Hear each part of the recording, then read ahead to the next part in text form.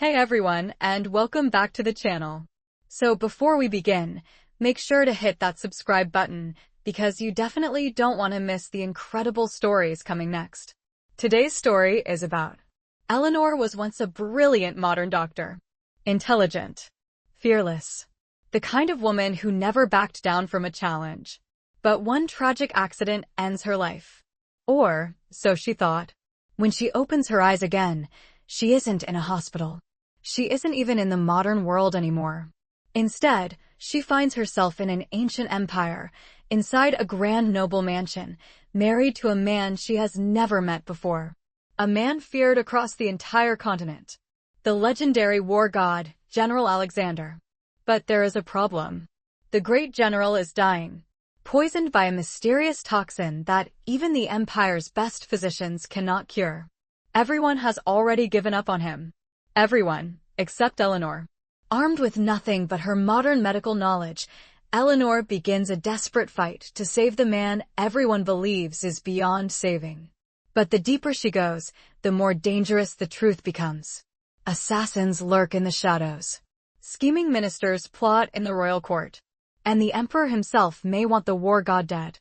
Now Eleanor must survive a deadly political storm, cure a man poisoned beyond hope, and uncover the conspiracy threatening the entire empire. But as she fights to save his life, something unexpected begins to grow between them. Trust, loyalty, and a love so slow-burning, it might just change the fate of the entire empire. This story has medicine, mystery, betrayal, power, and a romance that will absolutely destroy your heart in the best possible way. So sit back, relax, and let the story begin. The last thing Eleanor remembered was the smell of antiseptic and the sound of a heart monitor going flat. She had been on her 31st consecutive hour of duty when the call came through. A man, mid-40s, catastrophic internal bleeding from a warehouse collapse on the east side of the city. She had run. That was Eleanor's particular affliction. 10 years of emergency medicine and a pharmacology license that had cost her 3 years of her life and most of her 20s, and she still ran to every trauma. Her colleagues teased her about it. They called her the Greyhound in Scrubs.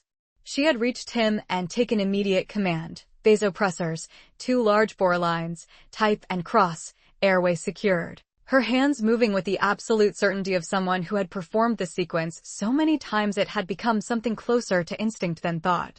The young nurse beside her, barely 22 and 2 weeks out of training, had still been fumbling with the saline bag when the equipment cart had gone over. Eleanor had seen it in her peripheral vision. She had calculated the trajectory in the half-second she had.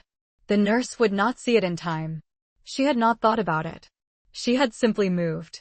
The impact against her skull had been enormous. She remembered the floor coming up to meet her. She remembered, absurdly, thinking that she had left her coffee on the nurse's station and it would go cold. And then nothing. No, not nothing. Something. A vast rushing warmth, like stepping from a cold room into sunlight. A feeling of passage. Of translation. As though she were a letter being rewritten in a different hand. She opened her eyes. The ceiling above her was not the white-tiled expanse of the hospital. It was dark, polished timber, carved in interlocking geometric patterns, hung with silk draperies in deep crimson and amber. Candlelight moved in the draft from somewhere she could not see, throwing warm shadows across walls hung with tapestries depicting battles she did not recognize. The air smelled of sandalwood, dried herbs, and the faint, sweet sharp scent of something burning slowly in a ceramic brazier by the window. Eleanor sat up. Her hands, she looked at her hands first, because a doctor always looks at her hands. They were wrong. Softer. Smoother. The calluses on her right palm from years of surgical grip were gone. The small white scar on her left index finger from a scalpel accident during her 2nd year of residency was gone. The skin was pale and unmarked, and on the 4th finger of her left hand sat a heavy jade ring, carved with a pattern of clouds and a single character she could not immediately read. She stared at it for a long moment. "My lady." A voice from the doorway, soft, cautious, the voice of someone accustomed to speaking carefully. A girl stood there, perhaps 15 or 16, dressed in layered robes of pale blue and gray, her dark hair pinned simply at the nape of her neck. She bowed deeply. "You are awake. Shall I bring your morning meal?" Eleanor opened her mouth. What came out was not English. It was something else entirely, a language that sat on her tongue as though it had always lived there, flowing and tonal and entirely foreign to the woman she knew herself to be, and yet entirely natural to the body she now occupied. She could feel the doubleness of it, her own consciousness sitting atop another life, like a hand slipped into a glove. "Where am I?" she asked. In that language. In this voice that was not hers. The girl looked up, startled. "My lady, you're in the East Wing. Your chambers." "In the General's mansion." A pause, and something flickered across the young face, worry, quickly suppressed. The fever broke in the night. "We were so relieved," the physician said. "I'm fine," Eleanor said. She was not fine. She was profoundly, existentially not fine. But she was a doctor, and doctors did not sit in the middle of a crisis cataloging their emotional responses to it. "Tell me about the General." The girl, her name was Rose, Eleanor's borrowed memory supplied. Rose, 17, attached to Lady Eleanor's household since the marriage 3 months ago, went very still. That stillness told Eleanor everything she needed to know. She pressed on anyway. "How is he?" "He rests, my lady." The words were careful. Rehearsed, almost. "Rose." Eleanor met the girl's eyes steadily. "I am asking you to tell me the truth. Not what the physicians have instructed the household staff to say. The truth." Rose's composure cracked slightly. Her hands twisted together at her waist. "The head physician, Master Oren, says, 3 days, my lady. He says perhaps 3 days. Perhaps less." She swallowed. "He says there is nothing more to be done. The General's humors are corrupted beyond remedy. 3 days. Eleanor was already pushing back the silk coverlet, already setting her feet on the cold stone floor. Her mind had clicked into the mode she privately called the emergency register, everything stripped down to data, timeline, options. No room for panic. No room for the vertiginous impossibility of her situation. Those were problems for later. Right now there was a patient on a clock, and she had never in her professional life allowed a clock to run out if she could stop it. She stood. She was taller than she'd expected, in this body lean and long-limbed, with the posture of someone raised to hold herself correctly. She crossed to the window. The view outside showed a vast courtyard of pale stone, enclosed by high walls and bare winter trees. Beyond the walls, the rooftops of what appeared to be a large city rose in gray tiers against a sky the color of old pewter. It was cold. The kind of cold that had teeth. "Bring me water for washing," Eleanor said. "And something practical to wear." "Not those." She gestured at the elaborate robes laid out on the lacquered stand beside the dressing table. "Something I can move in. And then I want you to tell me everything, Rose, from the beginning, about what happened to the General." Rose stared at her with an expression Eleanor would come to know well over the following weeks, equal parts bewilderment and dawning, terrified admiration. "Yes, my lady," she said, and went. Eleanor stood at the window and let the borrowed memories arrange themselves. She was Lady Eleanor, daughter of Lord Harold, a minor noble of the western provinces. She had been married by imperial arrangement 3 months ago to General Alexander, the empire's greatest military commander, in a ceremony neither of them had chosen or particularly wanted.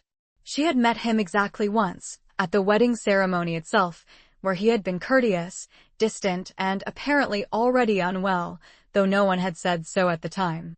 The empire was called Orith. The capital was Velmore. The emperor's name was Victor, and according to the undercurrents of Lady Eleanor's memories she was mining carefully, the way a geologist reads strata, he was not a man to be trusted. And somewhere in the north wing of this vast, cold mansion, her husband was dying of a poison no one here knew how to treat. Eleanor pressed her palm flat against the cold glass of the window. She had not asked for this. She had not asked for any of this. The rebirth, the borrowed body, the medieval fantasy world with its silk draperies and its court physicians talking about humors. But the one thing Eleanor had never been able to do in any life was stand in front of a dying person and walk away. She was still a doctor. Whatever else had changed, that had not. She turned from the window as Rose returned with a basin of warm water and a set of simpler robes, a deep green, well-made, but practical, with sleeves that could be pushed up and a hem that would not tangle her feet. Eleanor washed her face, pushed her dark hair back into a knot at the nape of her neck, and took a long look at herself in the polished bronze mirror above the dressing table. Lady Eleanor looked back at her. Dark eyes, sharp and watchful. A face that was pretty in the way of still water, quiet, composed, giving nothing away. Good, Eleanor thought. She was going to need that face. She went to find her husband. The physicians were clustered in the antechamber outside the general's rooms like a parliament of worried crows. 3 of them, in dark robes, speaking in the hushed, self-important tones of men who have settled into the comfortable posture of managed failure. The purging herbs have been administered in full, the eldest was saying. He had a long face and a long gray beard and the manner of a man who considered his own authority the most important symptom in any room. Master Oren, Eleanor's memory confirmed. Chief physician to the general's household. There is nothing further within our power. We must inform the emperor's court. Has the nasal bleeding continued? Asked the second. Intermittently. I have applied the standard compress. I'd like to see him, Eleanor said. All 3 turned. Master Oren's expression shifted through surprise, condescension, and settled on something that was almost pity. My lady, you should not be abroad. You yourself have only just recovered from fever. The general would not wish. He is my husband, Eleanor said pleasantly. I would like to see him. Now, please. My lady, the general's condition is not. It would be distressing for a woman of. Master Oren. Eleanor held the man's gaze with the particular quality of attention she had developed over years of dealing with obstructive administrators, difficult consultants, and patients' families in crisis. Calm. Absolute. Slightly dangerous. Open the door. He opened the door. The room beyond was dim, the heavy curtains drawn against the winter light. It smelled wrong, the cloying, overwheat smell of illness layered under incense smoke, the metallic undercurrent of blood, and beneath everything, something else. Something chemical and sharp that Eleanor's trained nose flagged immediately. She crossed to the windows first and drew the curtains back. Oren made a sound of protest. She ignored it. In the light, she turned to the bed. He was larger than she had expected, even in illness. Alexander was a tall man, broad through the shoulder, built on the lines of someone whose body had been shaped by decades of combat. But illness had carved him down. The face against the white pillow was gaunt, the skin pulled tight over sharp cheekbones, the color of old candle tallow, that particular yellow-gray she associated with liver involvement and chronic systemic poisoning. His lips were cracked and slightly bluish at the corners. His breathing was shallow, labored, the chest moving in the effortful rhythm of someone working hard to do something that should be automatic. He was unconscious. Or very nearly. Eleanor sat on the edge of the bed and took his wrist. His pulse was thready and fast. She counted it against the seconds in her head. 114 beats per minute, irregular. Bad. She examined his eyes. She had to pry them open gently, and he stirred but did not wake, checking the scara. Yellowed. Liver. She checked his fingernail beds, the faint blue of compromised circulation. She pressed carefully along his abdomen through the bedclothes and felt him flinch even in unconsciousness, a sharp involuntary jerk at the right upper quadrant. Hepatic inflammation. Kidney involvement likely. The nasal bleeding suggested coagulation disruption. She brought his wrist close to her face and smelled the skin. There. That chemical sharpness, barely there beneath the sweat and illness. She had smelled it in the room, and here it was again, in his very pores. She knew that smell. Not from this world's pharmacopoeia, from her own. From a toxicology rotation and a very memorable lecture about heavy metal compounding. Arsenic. But not alone. There was something else layered beneath it, something organic and bitter that she could not immediately identify, but which she had encountered in Lady Eleanor's memories as a plant-based derivative used in certain dyes and preservatives. Not an accident. Not a single dose. This was chronic, deliberate, compounded poisoning, administered over weeks, possibly months, in quantities carefully calibrated to kill slowly enough to look like illness. Someone very knowledgeable had been trying very hard to make this look like natural decline. Eleanor set his wrist down gently. She became aware that Oren was standing behind her, vibrating with professional offense. "My lady," he said tightly. "I must protest this intrusion into." "He's been poisoned," Eleanor said. Silence. "My lady," Oren said after a moment, in the careful tone of a man addressing someone he suspects of hysteria, "General Alexander suffers from a corruption of the blood. A disease of the—" "He has been poisoned," Eleanor repeated, in the same tone she used to say the sky is blue and the earth is round. "Chronically. Over an extended period. There is arsenic compound in his system. I can smell it in his sweat. I can see the effects in his liver values and his coagulation. And if you check his nail beds, you'll see the faint striations that are characteristic of long-term heavy metal exposure." She looked up at Oren. "I want a list of everything he has eaten and drunk for the past 3 months. Everything that has come into this household from outside sources. And I want it now." Oren stared at her. "Furthermore," Eleanor continued, standing from the bed and smoothing her robes, "I will be taking over his care as of this moment. You may remain and observe if you wish. But you will not interfere, you will not contradict me in front of the household staff, and you will do exactly what I tell you." She paused. "Or you may leave." Master Oren left. Eleanor turned back to Alexander. In the better light, she could see the lines of his face more clearly, the strong jaw, the straight nose, the deep-set eyes beneath heavy brows. Even wasted by illness, even unconscious and diminished, there was something about him that was not diminished at all. A quality of presence. As though the body understood, even when the mind was absent, that it belonged to someone who had always occupied space with authority. "Right," Eleanor said softly, to him, to herself, to the strange cold universe that had dropped her here. "Let's see what we can do." She pushed her sleeves up to the elbow and began. Eleanor worked through the night. She had sent Rose for everything she needed, or rather, everything she could approximate in a world without modern pharmacology. Hot water, kept constantly boiling. The strongest spirits available in the household, which turned out to be a grain alcohol used primarily for ceremonial purposes, clear and sharp and good enough. Clean linen, as much as could be sourced. Raw honey, dark, unprocessed, the kind that still had all its antibacterial properties intact. Ginger root, licorice root, dried chrysanthemum. Garlic. Strong vinegar. She had commandeered the small antechamber adjacent to the general's bedroom as her workroom. The 2 remaining physicians, Oren had gone, but his 2 younger colleagues had stayed, hovering in a state of horrified fascination, watched from the doorway as she set up what was, by the standards of the world she had come from, an extremely rudimentary treatment station, but was by the standards of the world she now occupied, apparently something close to witchcraft. "You're boiling the instruments," the younger of the 2 physicians said. His name was Thomas. She'd gathered, perhaps 30, with a clever face and the look of a man who might actually be capable of updating his priors. "Why are you boiling the instruments?" "Because heat kills the invisible agents of infection," Eleanor said, keeping her eyes on the pot.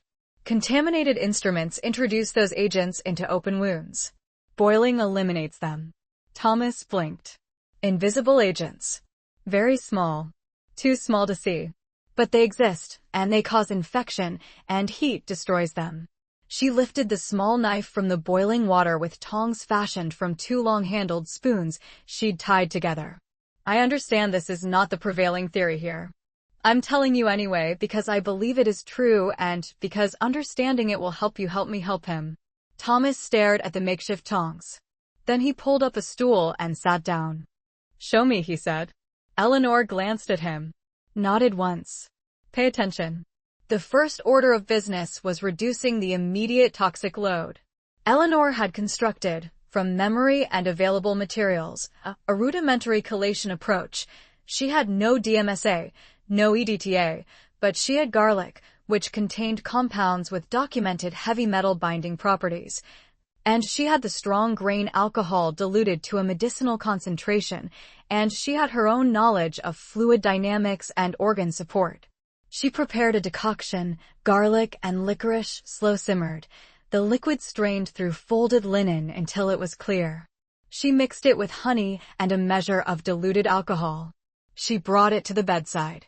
Alexander was still unconscious, but not deeply. He surfaced and submerged in irregular intervals, occasionally moving, occasionally making sounds that were almost words.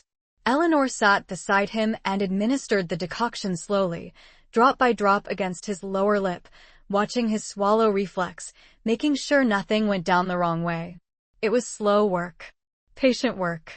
The kind of work that looked like nothing from the outside and felt like everything from the inside.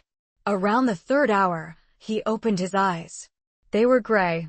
She had not known that. The borrowed memories of Lady Eleanor had not included the color of her husband's eyes, which said a great deal about the quality of their marriage thus far.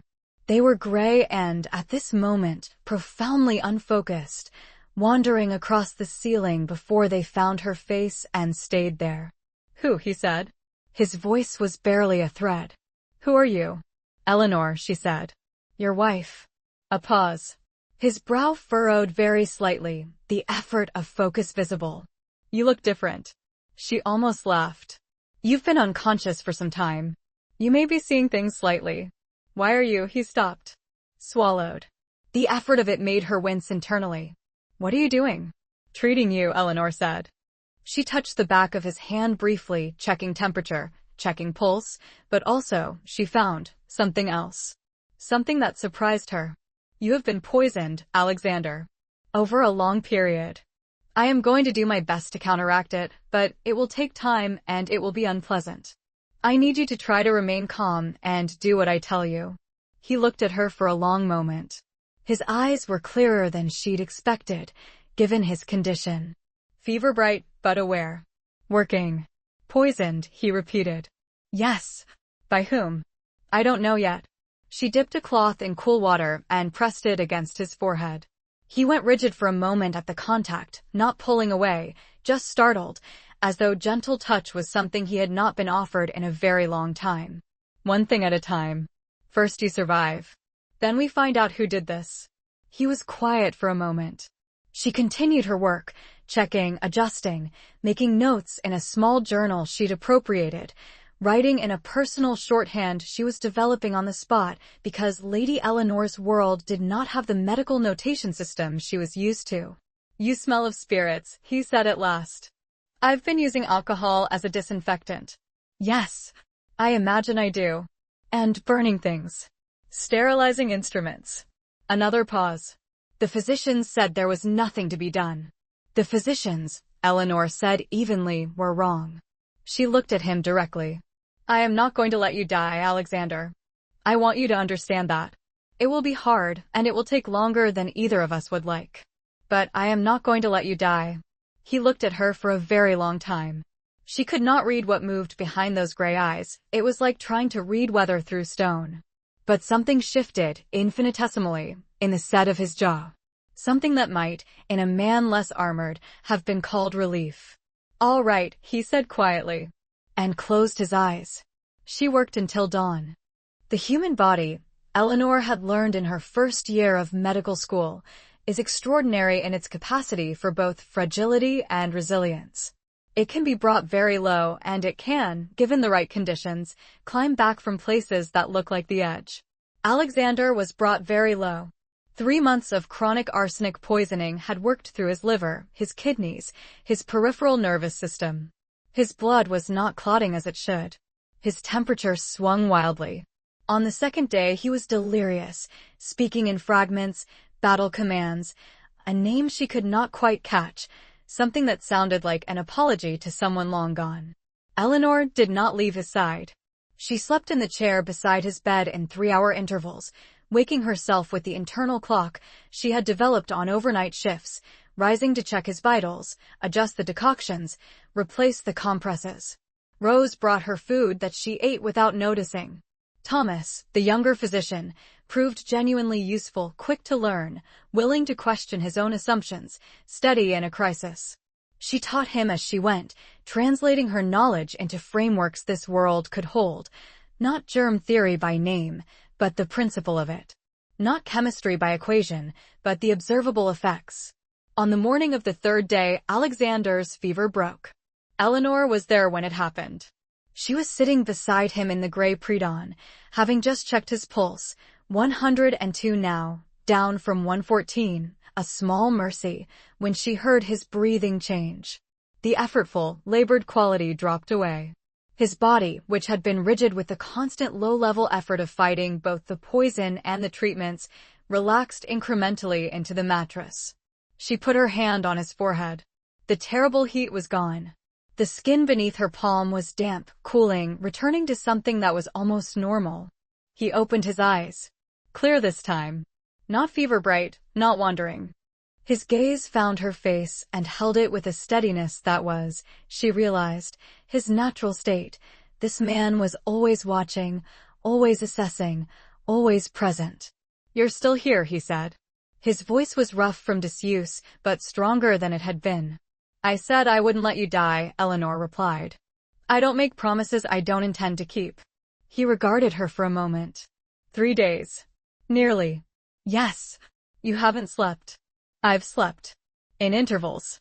She checked his pulse again, habit, reflex, and was aware of him watching her fingers against his wrist with an attention that was, she thought, as much about the unfamiliarity of the gesture as anything else. "How do you feel?" "Like I have been dragged through a battlefield and back." A pause. "Better than yesterday." "That is exactly the correct trajectory," Eleanor said. "You are not recovered. Not by a significant margin. But the acute crisis is past." She sat back. Met his eyes properly for the first time since he'd been conscious. "Alexander, I need you to tell me something honestly." His expression did not change. "Ask. Do you have enemies who would want you dead? Enemies with access to your household, your kitchen supplies, your food and drink." The silence that followed was answer enough. But he spoke it anyway, slowly, as though cataloging a list he had always known was there. "The Emperor fears my military influence. Prime Minister Edward would benefit from my removal. The second prince desires a military command that my presence prevents him from claiming." A pause. "These are not hidden things. I have known this for years. And you've been careful." "I thought I had been." His jaw tightened. "Apparently not careful enough." "The poison came through the kitchen supply chain," Eleanor said. "I traced the source as far as I could. It points toward an Imperial Palace connection, but I can't be more specific without more investigation." She hesitated. "I want to find out who did this. Fully. I want to understand the whole picture." He looked at her, really looked at her, in that way he had, as though taking apart what she said and examining each piece. "Why?" "Because they'll try again," she said simply. "And next time they might not take 3 months about it." Something moved in his expression. Not softening, exactly. More like the first hairline crack in something very hard. "You are not what I expected," he said. Eleanor almost smiled. "No," she agreed. "I imagine not." Word traveled fast in a household full of servants. By the 4th morning after Eleanor had taken over Alexander's care, the mood of the mansion had shifted perceptibly from the hushed, careful tiptoeing of a house expecting a death to something less certain, but somehow more alive. Servants who had been moving in the subdued, muted way of mourners began to move differently. There was a quality of held breath, of wait and see, that Eleanor had encountered before in ICU waiting rooms when a patient who had been expected to die had not died. She was aware of being watched. The household watched her the way people watch something they cannot quite categorize, with a mixture of unease and reluctant fascination. The Lady Eleanor they had known for 3 months had been, by all available evidence, a decorative and largely ineffectual presence, well-born, well-mannered, and entirely uninterested in anything happening beyond the walls of her chambers. This Eleanor was something else entirely. She had taken over the antechamber as a permanent workroom. She had sent Thomas, now her de facto assistant, and entirely won over out into the city's markets with a list of materials she needed. He had returned with most of them: more honey, more garlic, honeysuckle flowers, forsythia berries, dried licorice, fresh ginger. She had also requested, and received after some negotiation, a quantity of the grain alcohol and a good supply of clean linen and beeswax. She was preparing for the next phase. The immediate toxic crisis was past, but the work of actual recovery was only beginning. The arsenic compound in Alexander's system had done real damage to his liver, to his kidneys, to the peripheral nerves of his hands and feet, which were intermittently numb and occasionally painful in the way peripheral neuropathy always was. His immune system was compromised. He was thin in a way that went beyond what 3 days of not eating could account for, which meant this had been going on longer than anyone had acknowledged. Eleanor had also, on close examination, found something that alarmed her more than the poisoning itself: a small area of inflammation in his right upper abdomen that, when carefully palpated, suggested the beginning of something more acute. An abscess, possibly.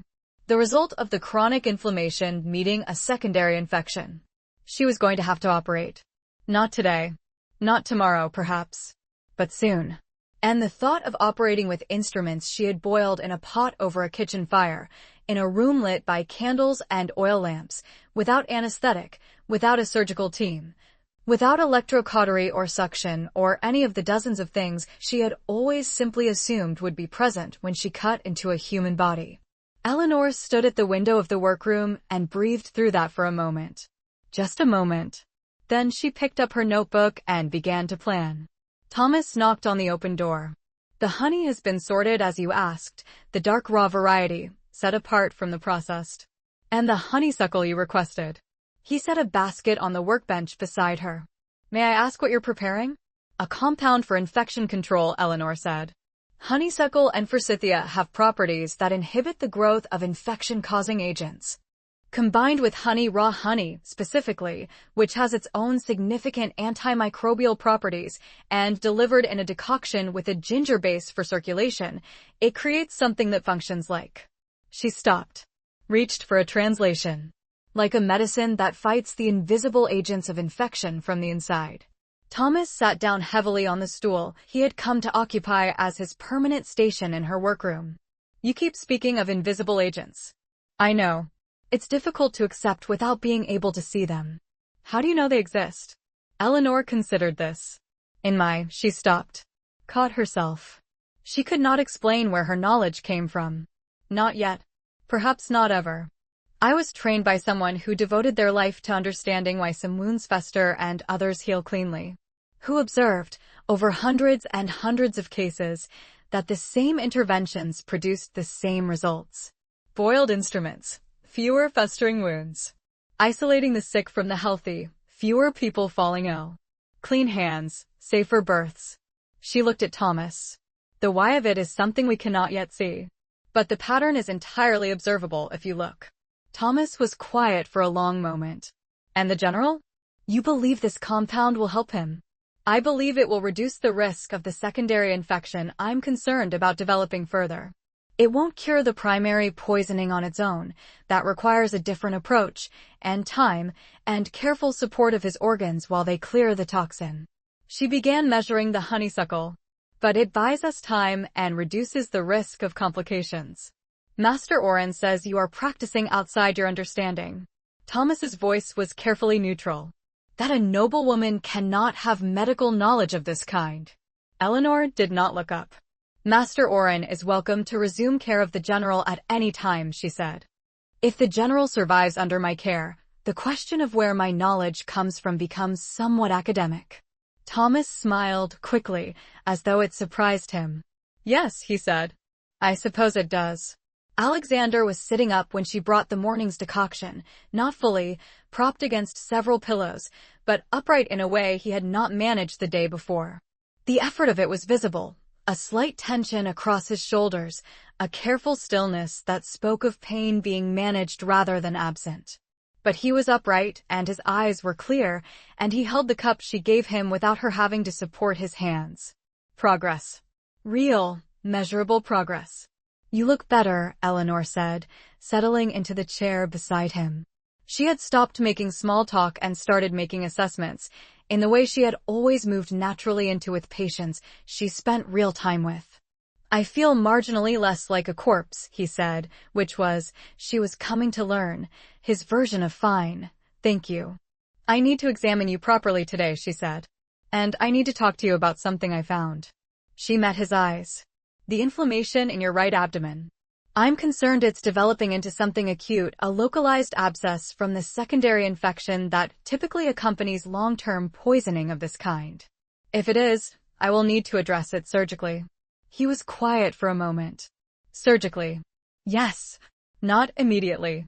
I want to see if the compound I'm preparing reduces it first. But I want you to know the possibility exists so you can make an informed decision. She paused. It is your body. The decision is yours. That caught him off guard. She could see it, a slight widening of the eyes, quickly controlled. As though the concept of being asked about his own treatment was novel. My previous physicians did not consult me, he said. I'm not your previous physicians. He held her gaze for a moment. Then, with the deliberateness of someone making a considered choice, I trust your judgment. Eleanor held his gaze for a moment. Thank you, she said, and meant it simply, without embellishment, which seemed to suit him. She had just finished the examination, more thorough today, with Alexander actually conscious and cooperative, which told her a great deal more than she'd been able to learn before, when Rose appeared at the door of the bedchamber. Her face tight with something she was working hard to contain. My lady, she said. There are men at the gate. The men at the gate wore the Emperor's livery, deep purple and silver, immaculate, cold-faced, carrying a sealed document that one of them presented to Eleanor in the courtyard with the particular brand of courtesy that has no warmth in it at all. She broke the seal and read it. It was phrased in the elaborate formal language of imperial decree, and it took her a moment to navigate the syntax, but the substance of it was simple and absolutely clear. It informed Lady Eleanor, wife of General Alexander, that the Emperor was deeply concerned for the general's health and had sent these representatives to assess the situation and report back to the palace. Furthermore, it noted, should the general's condition prove as grave as rumored, certain arrangements for the succession of his military command would need to be discussed with all appropriate urgency. Eleanor read it twice. Then she folded it and tucked it into her sleeve. Please inform His Imperial Majesty, she said to the stone-faced man who had delivered it, that the general is recovering well under my care and that there is no immediate cause for concern regarding his health or his command. I will convey his personal regards to the Emperor in due course, when he is well enough to write. She smiled. It was the smile she used when talking to administrators who were being obstructive, pleasant and immovable as a wall painted to look like a door. Thank you for coming. Rose will see you to the gate. She went back inside. In the workroom, with the door closed, she allowed herself exactly 30 seconds of something that was not quite fear but was adjacent to it. These men had been sent to assess whether Alexander was dead or close enough to dead that the Emperor's people could start making arrangements. That meant the Emperor's people already knew he was very ill. That meant the information had come from inside the household. Oren. Almost certainly Oren. She picked up her notebook. Made a note. Then she made another note, a different kind, a list that was not about pharmacology at all, but about who had access to what and when. She had been a doctor for 15 years. She had never had to think about espionage. She was learning. She went back to Alexander's room and told him about the men at the gate, and about her theory regarding Oren. And about the note she had found in the kitchen inventory that suggested the tainted supply had come through a specific quartermaster with documented connections to the palace supply chain. He listened without interrupting. It was, she would later reflect, one of the things she first respected about him, the completeness of his attention. When Alexander listened, he listened with everything, his eyes steady on her face, missing nothing. When she finished, he said, "You have done all of this in 3 days." "I had time," she said. "You were unconscious for most of it." Something that was not quite a smile moved at the corner of his mouth. "Eleanor." He said her name carefully, as though he was deciding something. "I owe you a debt I don't yet know how to repay." You don't owe me anything, she said. You're my patient. This is what I do. She paused. Then, more quietly, but I would like, when you are strong enough, to work on this together. Finding out who is behind this. All the way to the end. He held her gaze for a long moment. Yes, he said. Together. The assassins came on the 7th night. Eleanor had been half expecting it, if she was honest with herself. The Emperor's representatives had been sent to confirm a death and had found a recovery. That information would have gone back to the palace. And whatever faction had arranged the poisoning, whichever of the 4 players in Alexander's quiet political crisis had been patient enough to choose slow poison over something more direct, would now need to reconsider their approach. She had said as much to Alexander, who had listened and then proceeded to make arrangements she hadn't asked about but appreciated enormously. 2 men from his personal guard relocated to the corridor outside the bedchamber.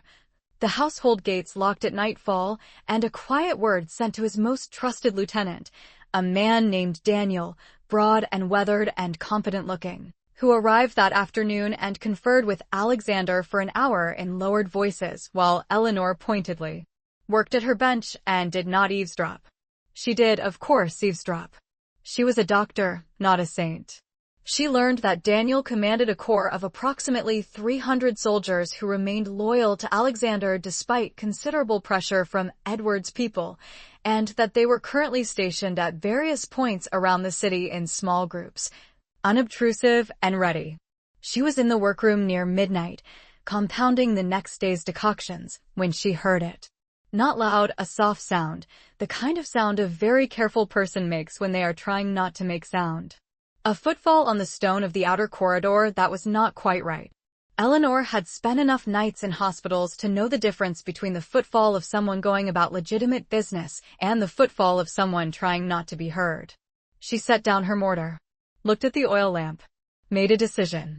She moved quickly and quietly to the small cabinet on the workroom's east wall where she had stored her emergency preparations, not medicines this time, but something she'd been putting together with Thomas's help over the previous 2 days.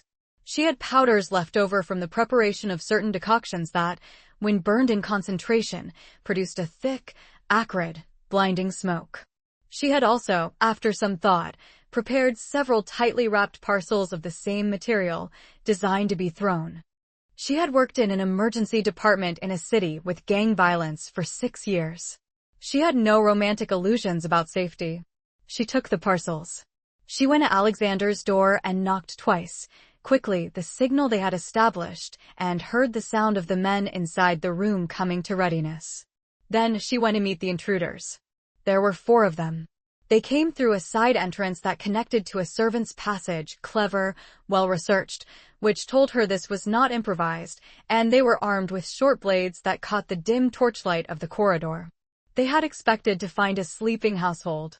They found Eleanor standing in the corridor with an oil lamp in one hand and a paper parcel of medicinal smoke powder in the other. She threw the parcel directly at the lamp of the man in front. The smoke was immediate, thick and vicious, eyes, nose, throat, all of it. She heard the men react, heard them coughing, heard one of them stumble. She had already backed 2 steps and shut her eyes against the worst of it, and by the time Alexander's guards came through the door at the end of the corridor, alerted by the noise, ready and armed, 2 of the 4 intruders were already on the floor and the other 2 were running. It was over in less than 2 minutes. Eleanor stood in the smoke-stung corridor and breathed carefully through the tail of her sleeve. Her heart was hammering. She acknowledged the hammer and set it aside. Later. All of that later. Alexander appeared in the doorway of his room. He should not have been out of bed, and she was going to tell him so very clearly in approximately 4 minutes, wrapped in a dark robe, one hand on the doorframe, pale with exertion but fiercely, entirely awake. He looked at her. He looked at the 2 men on the floor and the dissipating smoke. He looked back at her. What, he said, did you just do? Medicinal smoke powder, Eleanor said.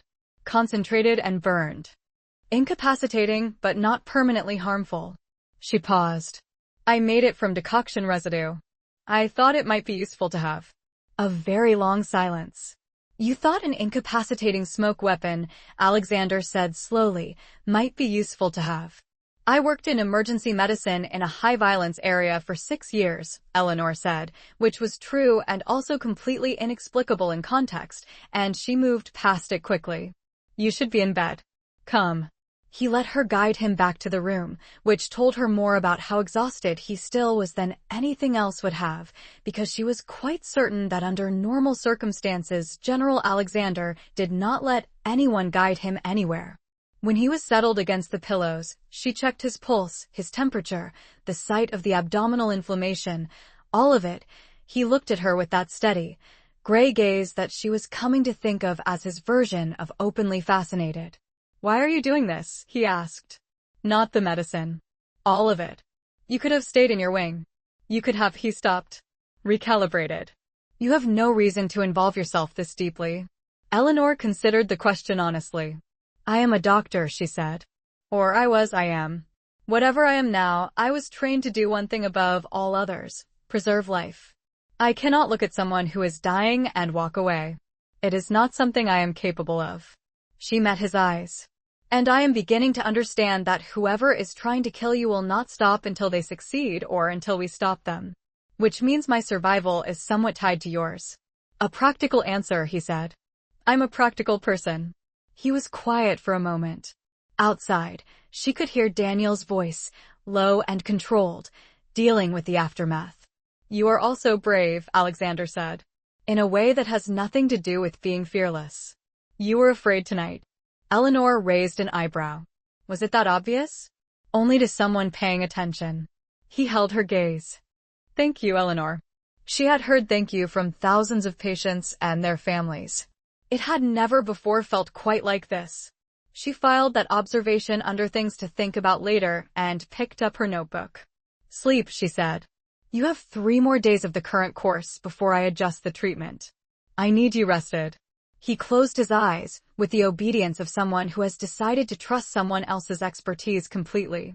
Eleanor sat in the chair beside the bed and watched his breathing even out and felt the particular, complicated feeling of being responsible for a life and knowing it. 10 days in, Alexander said, I think you might be a spy. Eleanor looked up from the decoction she was adjusting. They were in the antechamber. She had taken to doing some of her compounding work in the room adjacent to his, partly for convenience and partly because she found his presence, when he was awake and functional, useful in ways she hadn't anticipated. He thought clearly, analytically, and he asked good questions. Why? She asked. Because no noblewoman has your knowledge, he said. He was sitting up in the chair by the window now. This was progress, a significant step from bedridden, wrapped in a heavy robe, watching her work with the focused attention he brought to everything. Not of medicine. Not of poisons. Not of how to construct a smoke weapon from decoction residue. And not of political strategy. He paused. You understood the implications of those men at the gate within 60 seconds. You identified Oren as a liability before I had said a word.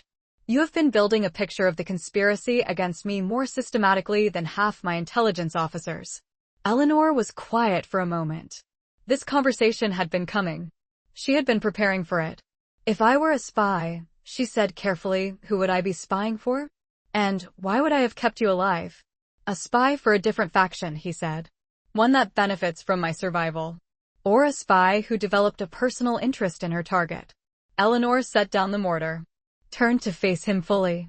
I am not a spy, she said. I am going to tell you something true, and I need you to hold it without judgment for a moment, because it will sound impossible, and I cannot prove it, and you will have to decide whether to believe me. He held her gaze steadily. Said nothing.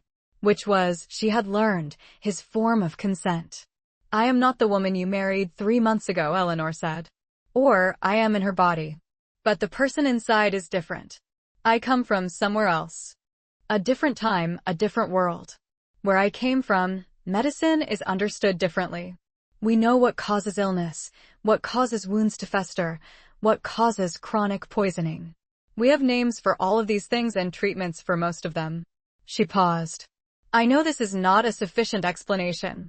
I know it raises more questions than it answers. But it is the only true account I can give you. The silence was very long. You are telling me, Alexander said at last, very carefully, that you are not who you appear to be. Yes. And that your knowledge comes from a different world. Yes. Another silence. His gray eyes were unreadable. She waited. I have fought in 17 campaigns, he said finally. I have seen things that cannot be explained by any framework I was given. I have learned to distinguish between what seems impossible and what simply has not yet been understood. He looked at her. I cannot verify what you've told me, but I have watched you work for 10 days. I have seen the results. And I believe you believe what you're saying. Eleanor exhaled. That will do, she said quietly. For now, that will do. I have a proposition, he said. So do I, she replied. They looked at each other. You first, he said. You protect me, Eleanor said. Formally. As your wife, with all the protections that entails. The people who poisoned you will eventually turn their attention to the person who saved you. I need protection I cannot provide for myself. She met his eyes. In exchange, I will keep you alive. I will find out who is behind this. And I will help you decide what to do about it. Alexander was quiet. My proposition was the same, he said. With one addition. He looked at her steadily. I am going to ask you to trust me. Not because I have earned it, I haven't, not yet. But because what is coming will require us to be entirely honest with each other, and I cannot do this, any of this, with someone who is working from a different set of information than I am. Eleanor considered him. The gaunt face still recovering, but the eyes entirely clear, entirely present. The quality of stillness that came from a man who was always, beneath everything, in absolute control of himself. All right, she said. Then I need to tell you something else. Tell me. 3 days ago, I intercepted a message from Master Oren to someone in the palace. I didn't tell you at the time because you weren't strong enough. The message indicated that my methods were creating an unexpectedly good outcome, and that, she paused, certain parties might need to consider more direct measures. Alexander's expression did not change. How direct? The word used was removal. She held his gaze. Not just yours. Both of us. Outside the window, the gray winter sky had begun, very slightly, to lighten. The city was waking up. Somewhere below, the household was beginning its day, fires being lit, water being carried, the ordinary machinery of a large household in motion. Eleanor thought, I have been here 10 days. 10 days ago I woke up in a world I didn't know, in a body that wasn't mine, next to a man who was 3 days from death. She thought, this is what survival looks like when you haven't been given the option of leaving. Then we move quickly, Alexander said. His voice had changed, not harder, but more resolved. The voice she imagined that had taken 17 campaigns and never lost one. Tell me everything you know. From the beginning. Leave nothing out. Eleanor sat down across from him, opened her notebook to the first page of her intelligence notes, and began. On the same morning, in the imperial palace across the city, Emperor Victor summoned his private secretary and dictated a decree. The decree stipulated, in the elegant language of imperial bureaucracy, that in the event of General Alexander's death from illness, accident, or any other cause, his wife and household would be held personally accountable for the failure of their care and would face the appropriate consequences of that failure. It was, in essence, a death sentence contingent on Alexander's death. Eleanor and Alexander received word of it by mid-morning. Eleanor read it. Set it down. Looked at Alexander. Well, she said. That clarifies the stakes. Yes, he said. And something that was not quite a smile reached his eyes. It does. On the 12th day, Eleanor operated. She had hoped to avoid it. She had spent 5 days administering the honeysuckle forsythia compound alongside the collation decoction, watching the inflammation in Alexander's right upper abdomen with the focused attention of someone willing it to resolve through sheer force of will. It had not resolved. It had, if anything, grown more defined, more localized, which was in some ways a good sign because it meant the body had walled off the infection, and in other ways a very bad sign because walls eventually break. She told him in the morning, with Thomas present, using the direct language she always used with patients facing procedures. No softening, no euphemism, adults deserved to understand what was happening to their bodies. I need to make a small incision and drain the abscess, she said. It is not a large procedure as these things go. The incision will be approximately here. She indicated the point on his abdomen, watching his face, and the drainage itself is straightforward. The greatest risk is not the procedure, but the infection control around it. I have prepared everything I can to minimize that risk. Alexander looked at the indicated point, then at her. What do you need from me? Stillness, she said. And endurance. I cannot provide what I would normally use to make this painless. I have a preparation that will dull the sensation somewhat, a concentrated tincture with sedative properties, but you will feel it. I have felt worse, he said. She believed him. She had seen the scars in the course of the examinations. She had seen quite a lot of Alexander, and the map of old wounds across his body was a record of a life lived at extreme and constant physical cost. I know, she said quietly. That doesn't make this easier to do. He met her eyes. There was something in his expression she had not seen there before, not vulnerability exactly, but something adjacent to it. A lowering of the guard, small and deliberate. I know, he said. Which is why I'm telling you to go ahead. They set up in the antechamber with the methodical care Eleanor had learned to take when she was working without any margin for error. Instruments boiled. Hands washed. She had been insisting on this from the beginning, washing with the diluted grain alcohol until her skin was raw, teaching Thomas and Rose the same until it was automatic. The honey dressing prepared.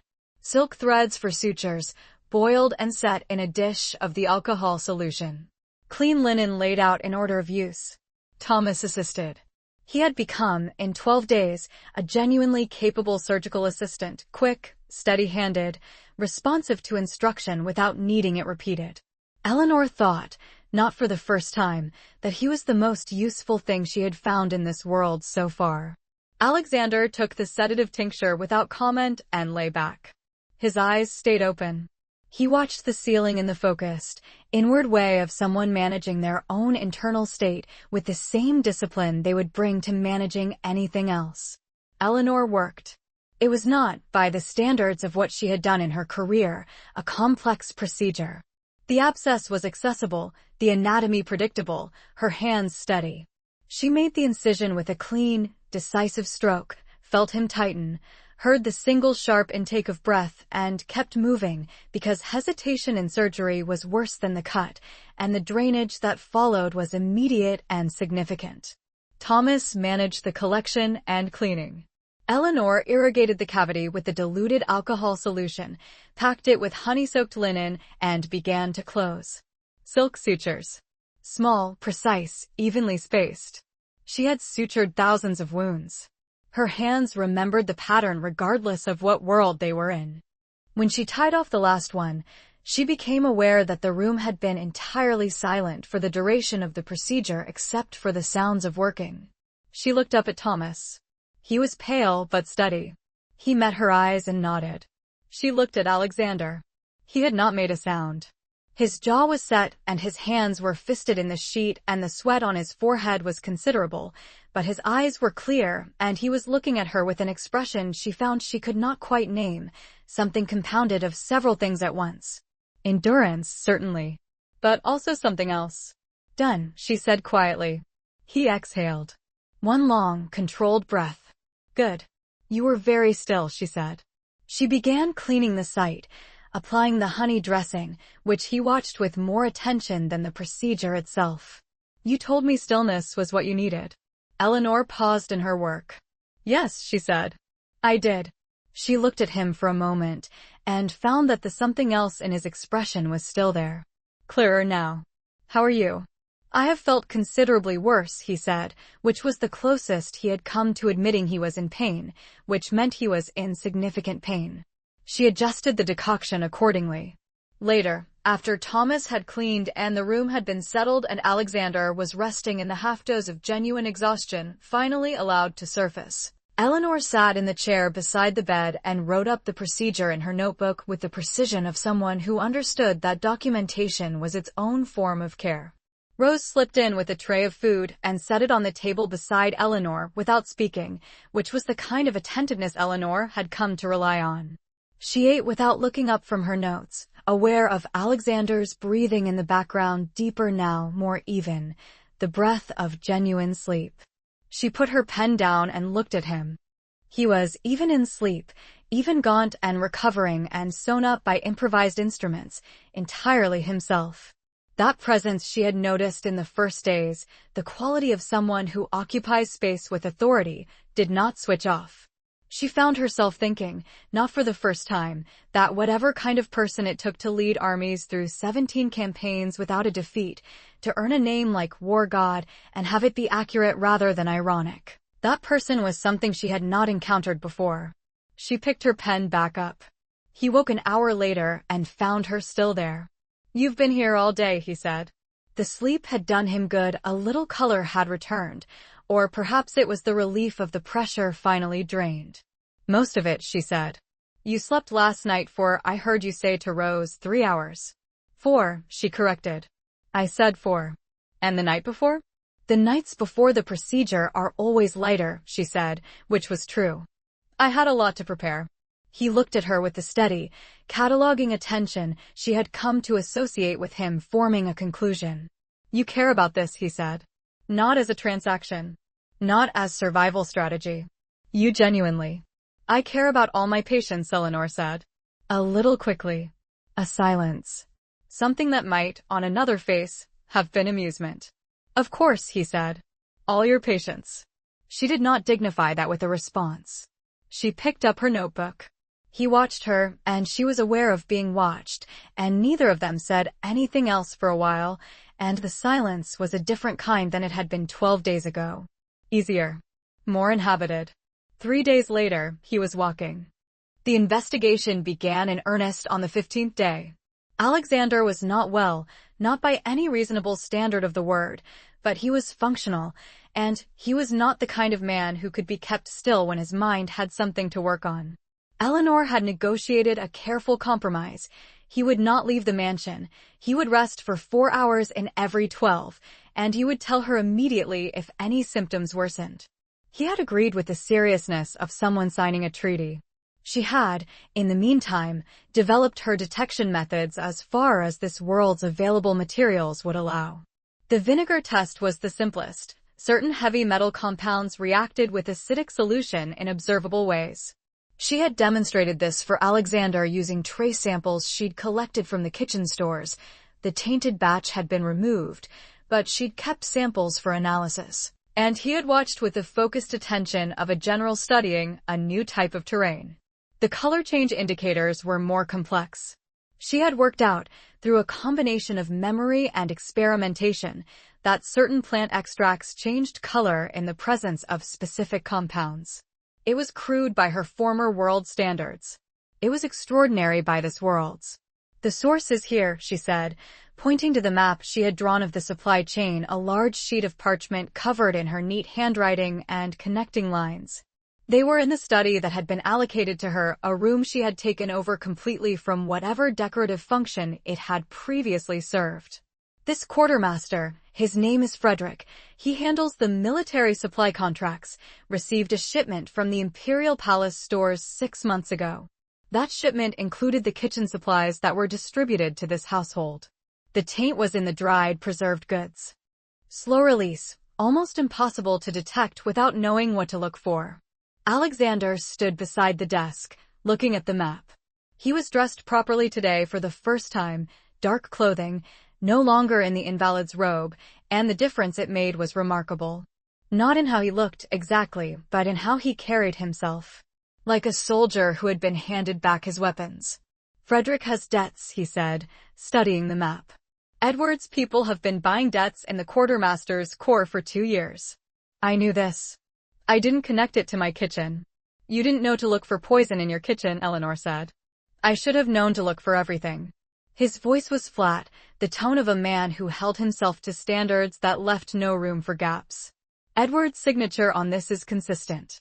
But the specific compound, the arsenic base layered with the organic derivative, that level of pharmacological knowledge is not something Edward's people have. That's palace knowledge. Imperial apothecary knowledge. Eleanor nodded. Which suggests the plan originated higher up and was implemented through Edward's network. Victor. He said it without heat. Factual. Or someone with access to Victor's resources, Eleanor said carefully. I found something else. She unfolded a second document, a small piece of paper she had recovered from the lining of a jacket belonging to a dismissed kitchen servant, found by Rose during the systematic search Eleanor had quietly orchestrated. This was written in a hand I don't recognize. But the seal on the edge of it, she pointed to the faint wax impression, is not the Emperor's. Look at it.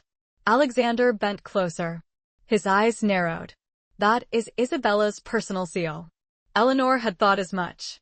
Isabella, consort Isabella, the Emperor's favorite, a woman whose name ran through Lady Eleanor's borrowed memories like a cold current. What do you know about her? Everything, Alexander said, straightening. And none of it is reassuring. He moved the chair across the desk, smoothly, she noted.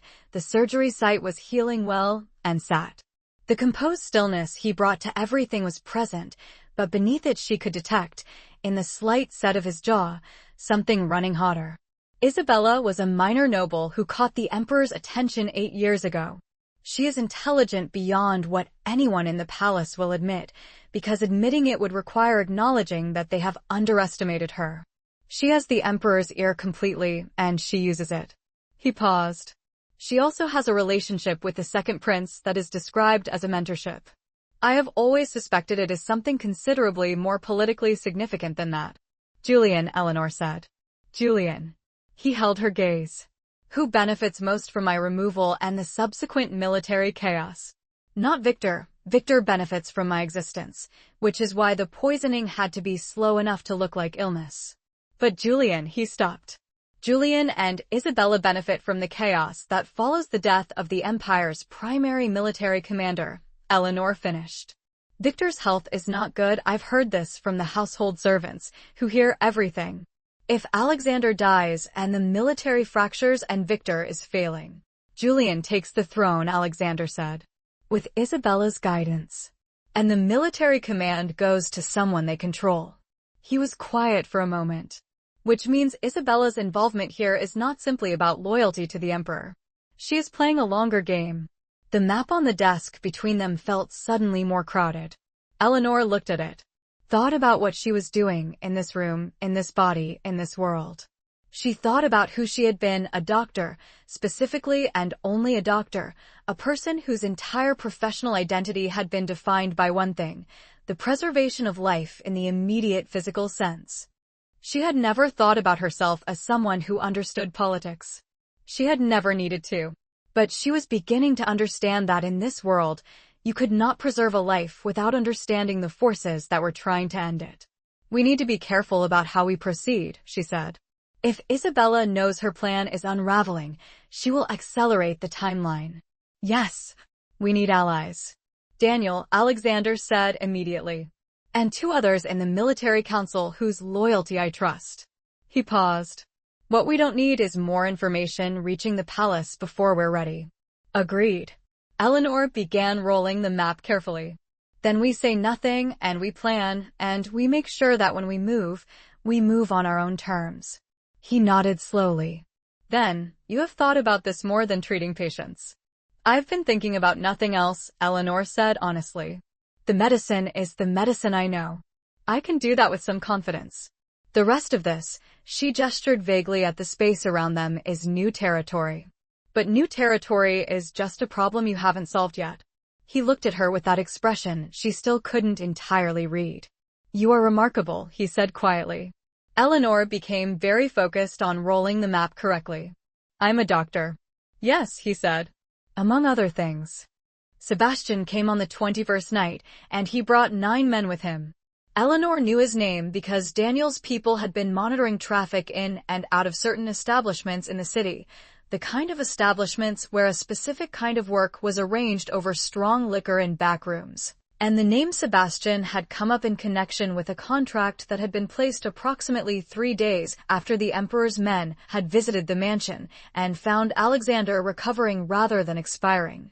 He is very good at what he does, Daniel had said that afternoon, delivering the intelligence with the calm matter-of-factness of a man who had spent his career working in dangerous information. He does not fail. He hasn't met Eleanor yet, Alexander had said. Eleanor had been concentrating on her notebook and had not looked up. But she had noted, in some quiet corner of her awareness, that he had said it with a quality of certainty that was not nothing.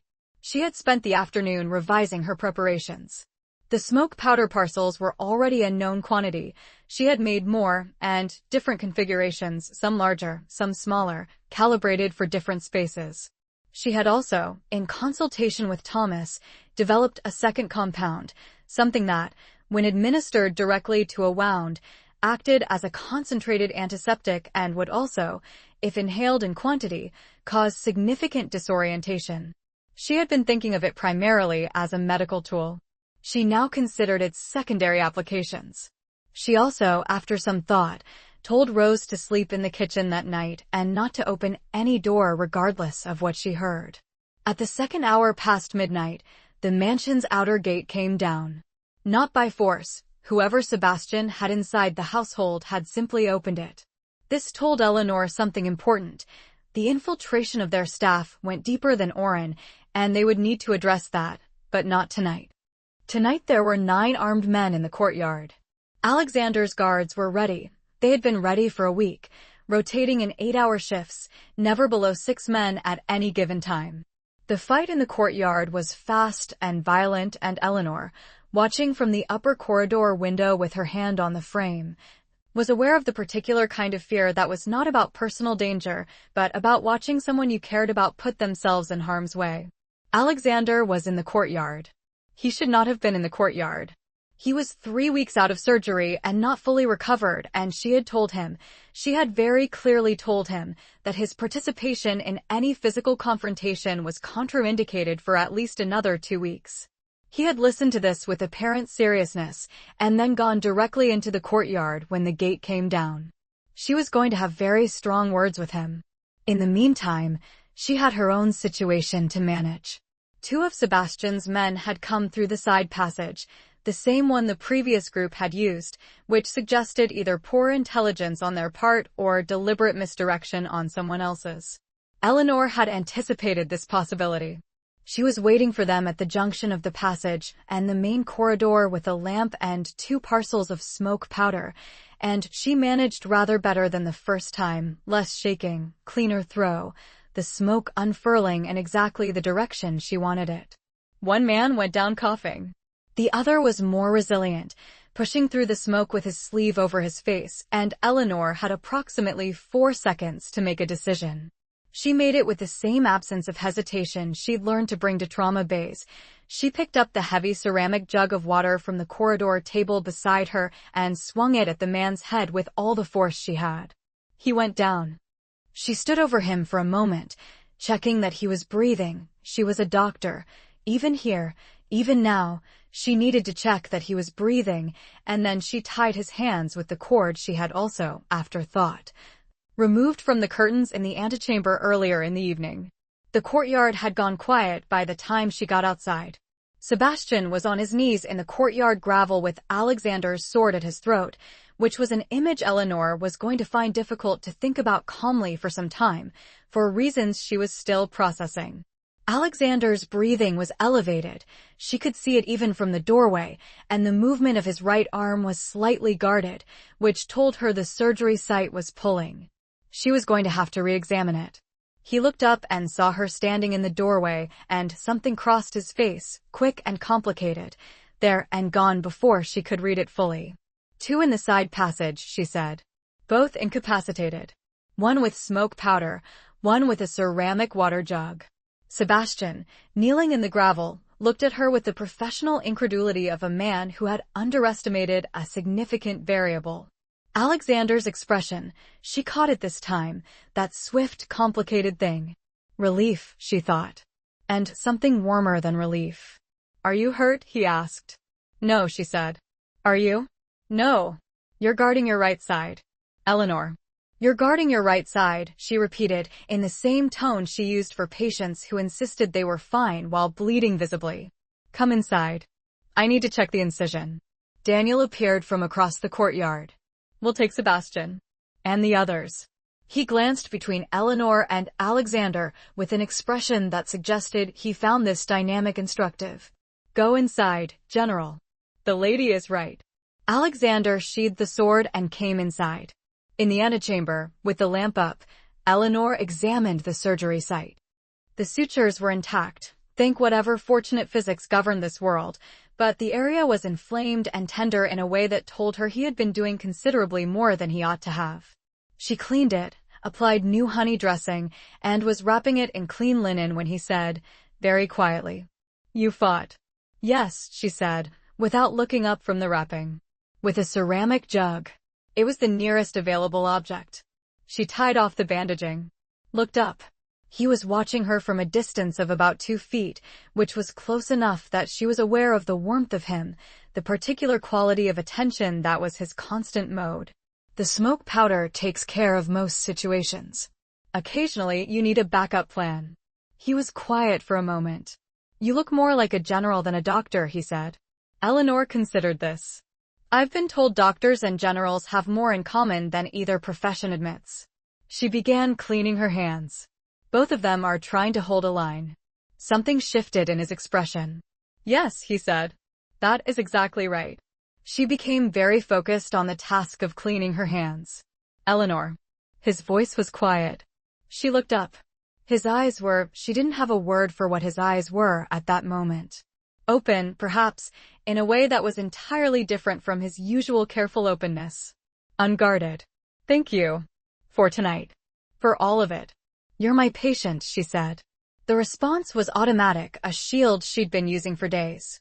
But she held his gaze as she said it, and he held hers, and they both knew the shield was getting thinner. "Yes," he said, very quietly. "I am." The day after the attack, Daniel arrived with 3 men Eleanor had not met before. She watched them from across the courtyard as they arrived broad, weathered, with the bearing of career soldiers and the particular economy of movement that distinguished the truly experienced fighter from the merely trained one. Daniel made introductions: General Marcus, General Henry, and a younger man, a cavalry officer named Richard, who looked at Eleanor with openly unconcealed curiosity. "Lady Eleanor," Richard said, "I've heard quite a bit about you." "From Daniel?" she asked. "From the men on night watch." He glanced at Daniel. "Apparently there's a story about a ceramic water jug." "There is no story about a ceramic water jug," Eleanor said firmly, and went inside to prepare a fresh course of Alexander's morning decoctions. The meeting convened in Alexander's study, a room she had come to think of as the operational center of this particular war, the map of the supply chain now accompanied by other documents, other notes, other threads being pulled and followed. Eleanor sat to Alexander's right. It was not a position she had asked for, and he had not formally assigned her. It had simply become where she sat, over time, in the way that certain habits form without decision. Daniel laid out the intelligence picture. It was, Eleanor thought, simultaneously better and worse than she had expected.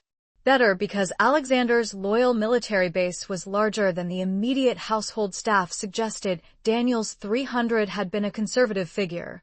The true number, counting regional commanders and their men, was closer to 80,000. Dispersed, but contactable, loyal to Alexander personally rather than to the imperial command structure. Worse because Edward's infiltration of the General Officer Corps was more extensive than anticipated. Of the Empire's 14 senior military commanders, 9 had accepted money or favors or both from Edward's people. Not all of them were actively working against Alexander. Some were simply keeping their options open, but in a crisis, keeping your options open was the same as choosing the other side. "He's been working at this for 3 years, Marcus said.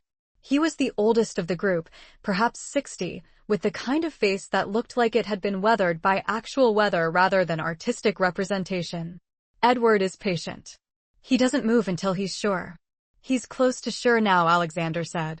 He laid out what he and Eleanor had developed, the supply chain evidence, the Isabella connection, the inference about Julian's ambitions. The men listened with the attention of people for whom information in this quantity and quality was worth considerably more than gold. Henry, perhaps 50, quiet where Marcus was emphatic, leaned over the map. If Isabella is driving this and Julian is the intended outcome, then Edward is a mechanism rather than a principle. He's being used. Edward knows he's being used, Alexander said. He believes he can manage it.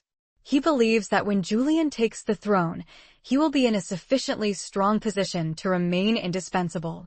A slight pause. He is wrong about this. Isabella is not the kind of person who allows indispensable men to remain so. That's useful, Eleanor said.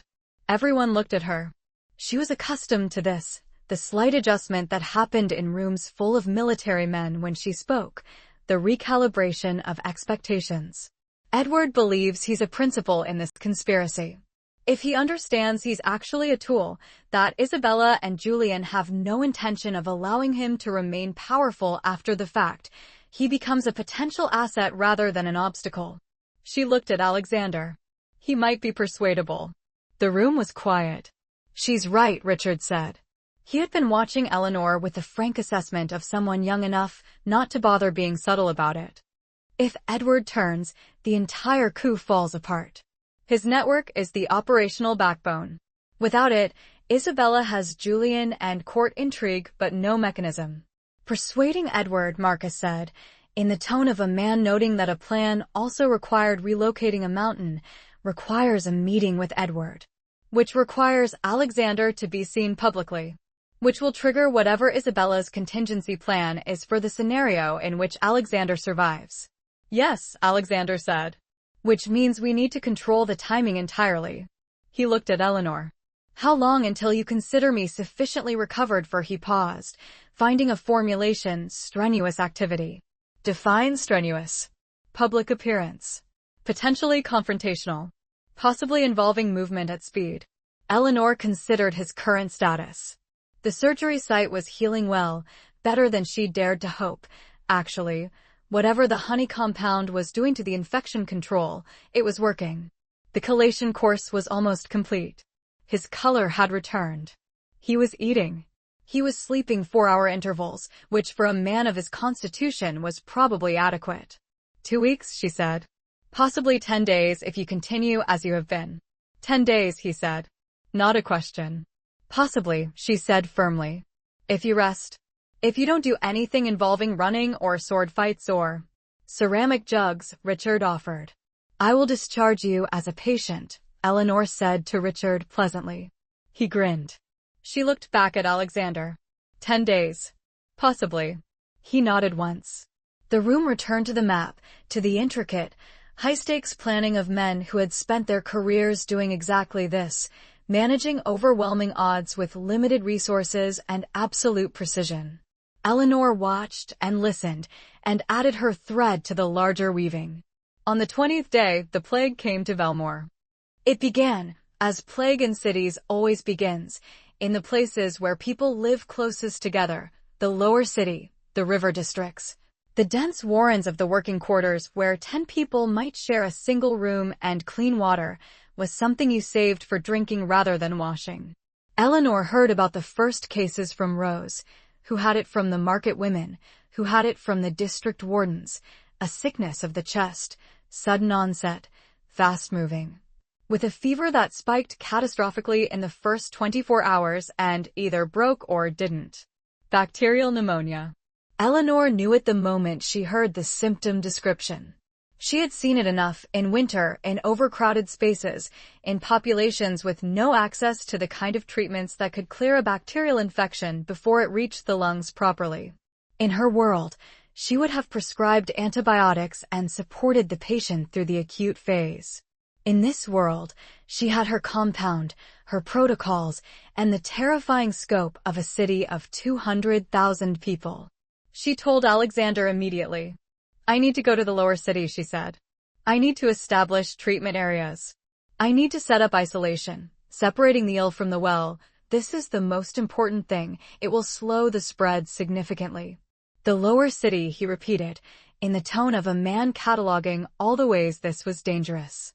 Alexander. People are dying. People are also trying to kill you, he said. Rather actively. They are trying to kill you. I am collateral. She met his eyes. I cannot know about this and stay here. I am a doctor. That is not a metaphor or a statement of professional pride. It is the most fundamental fact about who I am. I cannot know people are dying of something I can prevent and stay home. A very long silence. I know, he said quietly. I know you can't. He looked at his desk. His jaw tightened once. Take Daniel and 4 men. Don't go anywhere without at least 2 of them in eyeline. And he stopped. And what? He looked at her. Come back, he said. It was said simply, without decoration, and it meant considerably more than the words. Eleanor felt it land. She held his gaze for a moment. I will, she said. I always come back. She was in the lower city by mid-morning. The scale of it hit her the moment she stepped out of the carriage. The lower city in winter was a place of gray stone and gray sky and the particular human sound of a population in distress, the carrying sound of coughing, the wail of a child somewhere up the hill. The taut quiet of people moving with the deliberate carefulness of those who know something is wrong and do not know what to do about it. Eleanor didn't know what to do about it. She started doing it. The first thing, the most important thing, the thing she would repeat until it became the district's refrain, was separation. She commandeered a large warehouse near the river, working with the district warden who looked at her lady's clothes and her lady's seal and her complete certainty and decided not to argue. She divided the space, sick on one side, suspected exposed on the other, the healthy in their own homes. She established a cordon of clean air between sections using fumigation, burning vinegar-soaked cloths, which was crude but better than nothing. The second thing was hand-washing. She stood in the street and demonstrated it herself over and over, using the diluted spirit solution she'd brought in quantity. She explained it in the simplest possible terms. The invisible agents of sickness travel on hands and surfaces. Wash your hands before you touch anyone sick. Wash your hands when you leave the sick area. Wash everything. The third thing was the compound. She had brought a significant quantity of the honeysuckle forsythia preparation, and she began administering it immediately, targeting the earliest stage cases first, the ones who might still be turned around before the infection fully established itself in the lungs. By afternoon, she had a working system. By evening, it was beginning to function. Daniel stood at a respectful distance throughout all of this, managing the 4 soldiers and the growing crowd of curious and frightened onlookers with the quiet efficiency that she had come to appreciate about him. He came to her as the light was failing. Word is going around the district, he said. About the lady.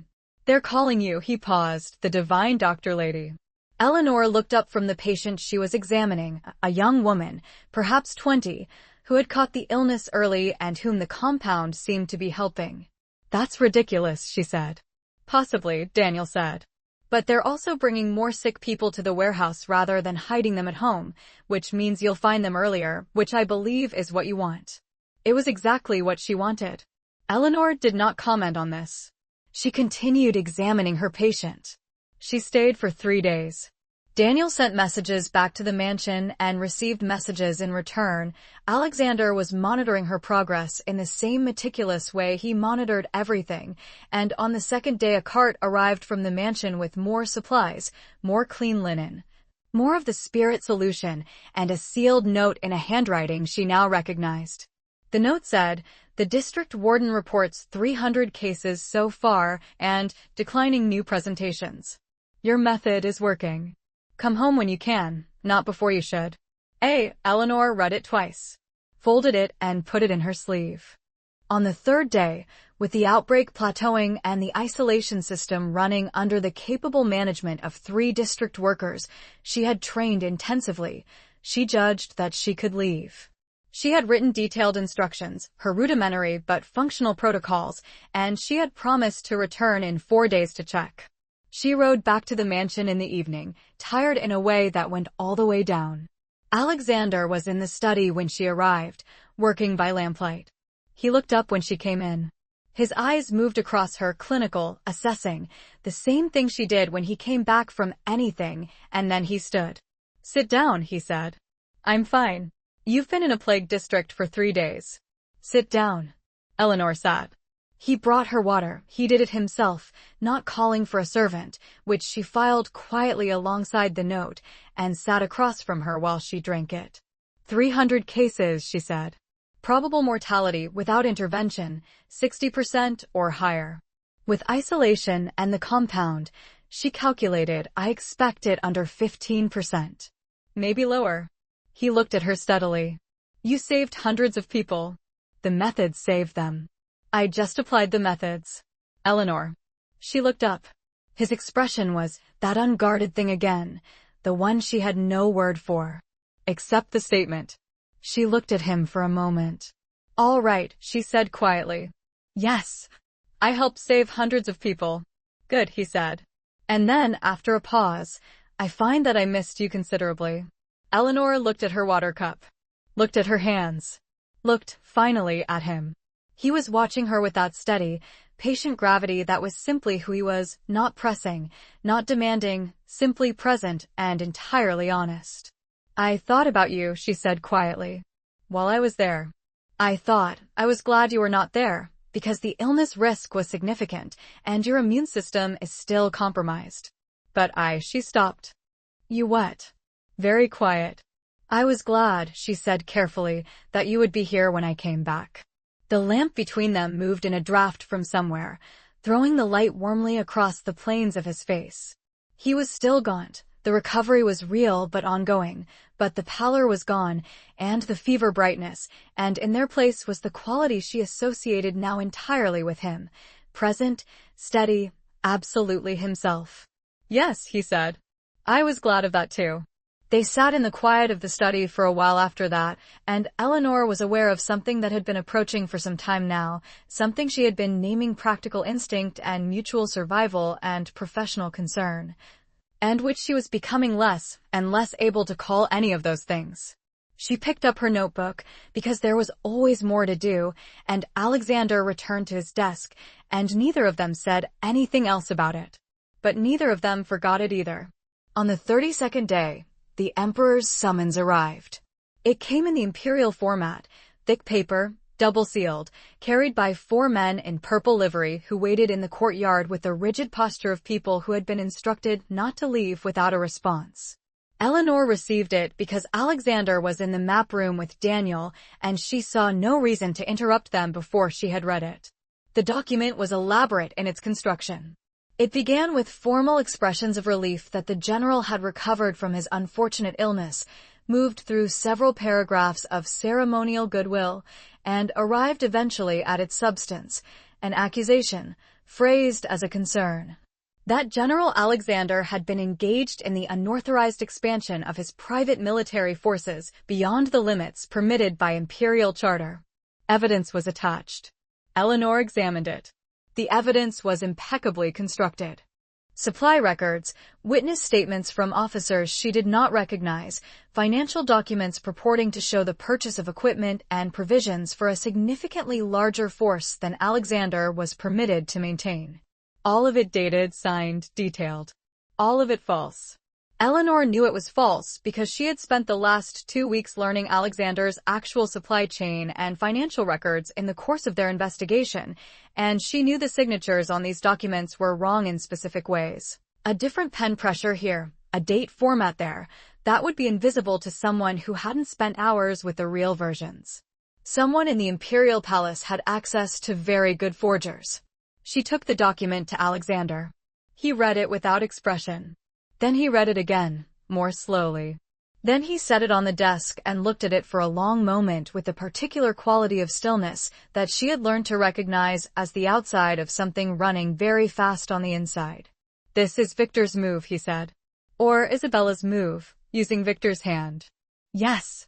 Eleanor sat across from him. The evidence is fabricated. I can demonstrate that. I have enough of your actual records now to show the discrepancies, if we can get them in front of the right people. The problem is that the people who adjudicate accusations of this kind are the Emperor's own ministers. He looked up. The hearing is in 7 days. 7 days. Eleanor calculated. That's not long enough to build a countercase from documentation alone. No. He was quiet. But it might be long enough to do something else. He looked at her. I need to appear to comply. To come to the palace, to accept the process, to give them no grounds to declare me in open defiance. While simultaneously, he paused, making moves they cannot see yet. Edward, Eleanor said. Edward, he agreed. I think it is time to have that conversation.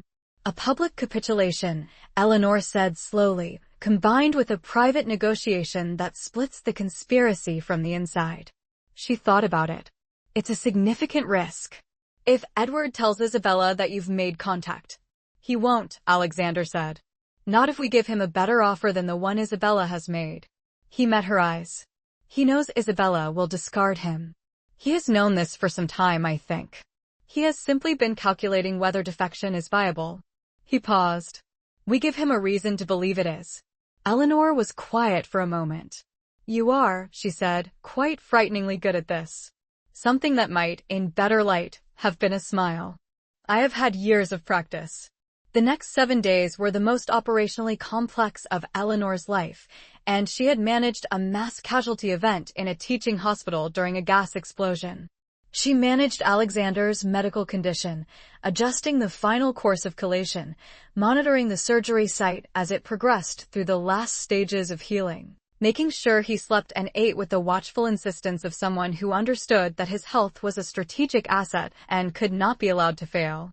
She also spent significant hours in the study working on the documentation case, cross-referencing his real records against the fabricated ones, building an evidence set that could, if deployed in the right forum, comprehensively dismantle the accusation. And she accompanied him, on the 5th day, to the meeting with Edward. It was arranged through back channels she did not entirely understand, but trusted to Daniel's expertise. A neutral location, a private residence belonging to a minor merchant who owed Daniel a favor on the edge of the administrative district. Edward arrived in civilian clothes, without his usual retinue, with the look of a man who had made a decision he was not entirely comfortable with, but had run out of better options. He was perhaps 60, narrow-faced, with the kind of intelligence that read as sharpness rather than warmth. He looked at Eleanor when she came in with an expression that recalibrated several times before settling. Lady Eleanor, he said. I had not expected you. Lady Eleanor has been central to everything, Alexander said. She stays. Eleanor sat. She had prepared for this meeting with the same thoroughness she brought to everything. She had prepared notes, which she did not take out. She had prepared specific information, the Isabella connection, the Julian plan, that she intended to deploy at the precise moment it would have the most effect. She waited. The conversation between Alexander and Edward was, in its way, masterful. Alexander was not threatening, he was, in fact, almost collegial, the manner of a man talking to someone he considers a peer, even if an opposing one. He laid out what he knew. Not all of it. He held back enough to make clear that he had more. He laid out the shape of the Isabella-Julian plan with particular clarity, the removal of Alexander, the destabilization of the military, Victor's declining health, the succession that followed. Edward listened. His face gave very little away. But Eleanor watched him with the attention she brought to patients presenting ambiguous symptoms, and she could see it, the small recalibrations, the moments where the information connected to something he already knew and confirmed it. She waited for the moment. It came when Alexander said, Isabella has given you every reason to believe that your position in the aftermath of a Julian succession would be secure. I would ask you to consider, what has she given you that you can verify? Edward was quiet. Eleanor placed the document she had prepared on the table between them. This is a communication between Isabella and Julian dated 3 months ago, she said. It was recovered from the same source that gave us the supply chain intelligence. It outlines their plan in considerable detail. I would direct your attention to the paragraph on page 4 that discusses the composition of the new advisory council. Edward read it. She watched his face. There was a moment. Not dramatic, just a moment. The barely perceptible shift of a man whose calculation has just updated significantly. Your name is not on that list, Eleanor said gently. Edward looked at her. Something behind his eyes that was almost bleak. No, he said. It is not. They left the meeting an hour later with an agreement in principle. Edward was not, yet, an ally. He was a man considering whether to change sides, weighing his options with the careful deliberation of someone who had built his entire career on not making irreversible decisions prematurely. But he was no longer unambiguously an enemy. On the walk back to the carriage, Daniel ahead and the 4 guards surrounding them, Alexander said quietly, "The document you placed on the table." "Yes," Eleanor said. "Where did you obtain it?" "I had Thomas make a copy of a document that actually exists," Eleanor said. "The information in it is accurate. I derived it from the other evidence we've gathered. The seal and the signatures are approximate." She glanced at him. "It is not a fabrication. It is a synthesis." He looked at her. "You're terrifying," he said. "I am a doctor," she replied. "We work with available materials." On the 39th day, Eleanor solved the toxicology. It was 3 in the morning, and she had been awake since midnight, sitting at her workbench with her notes spread around her and the particular electric quality of near understanding running through her, the feeling she recognized from medical school. From research hours, from the moment before a difficult diagnosis clicked into place. She had been working on the countertoxin formula for 2 weeks, fitting together the pieces of what she knew about the original compound with the materials available to her. She had the arsenic base covered, the chelation course had managed that, and the continued garlic and sulfur compound she was having him take would support the ongoing clearance. But the organic derivative, the plant-based layer that had complicated the original poisoning so significantly, required something more specific. She had it now. Realgar. She had been avoiding it because of its own arsenic content, but in precisely calibrated small doses combined with the right buffer, it would bind to the organic compound and allow his body to excrete it.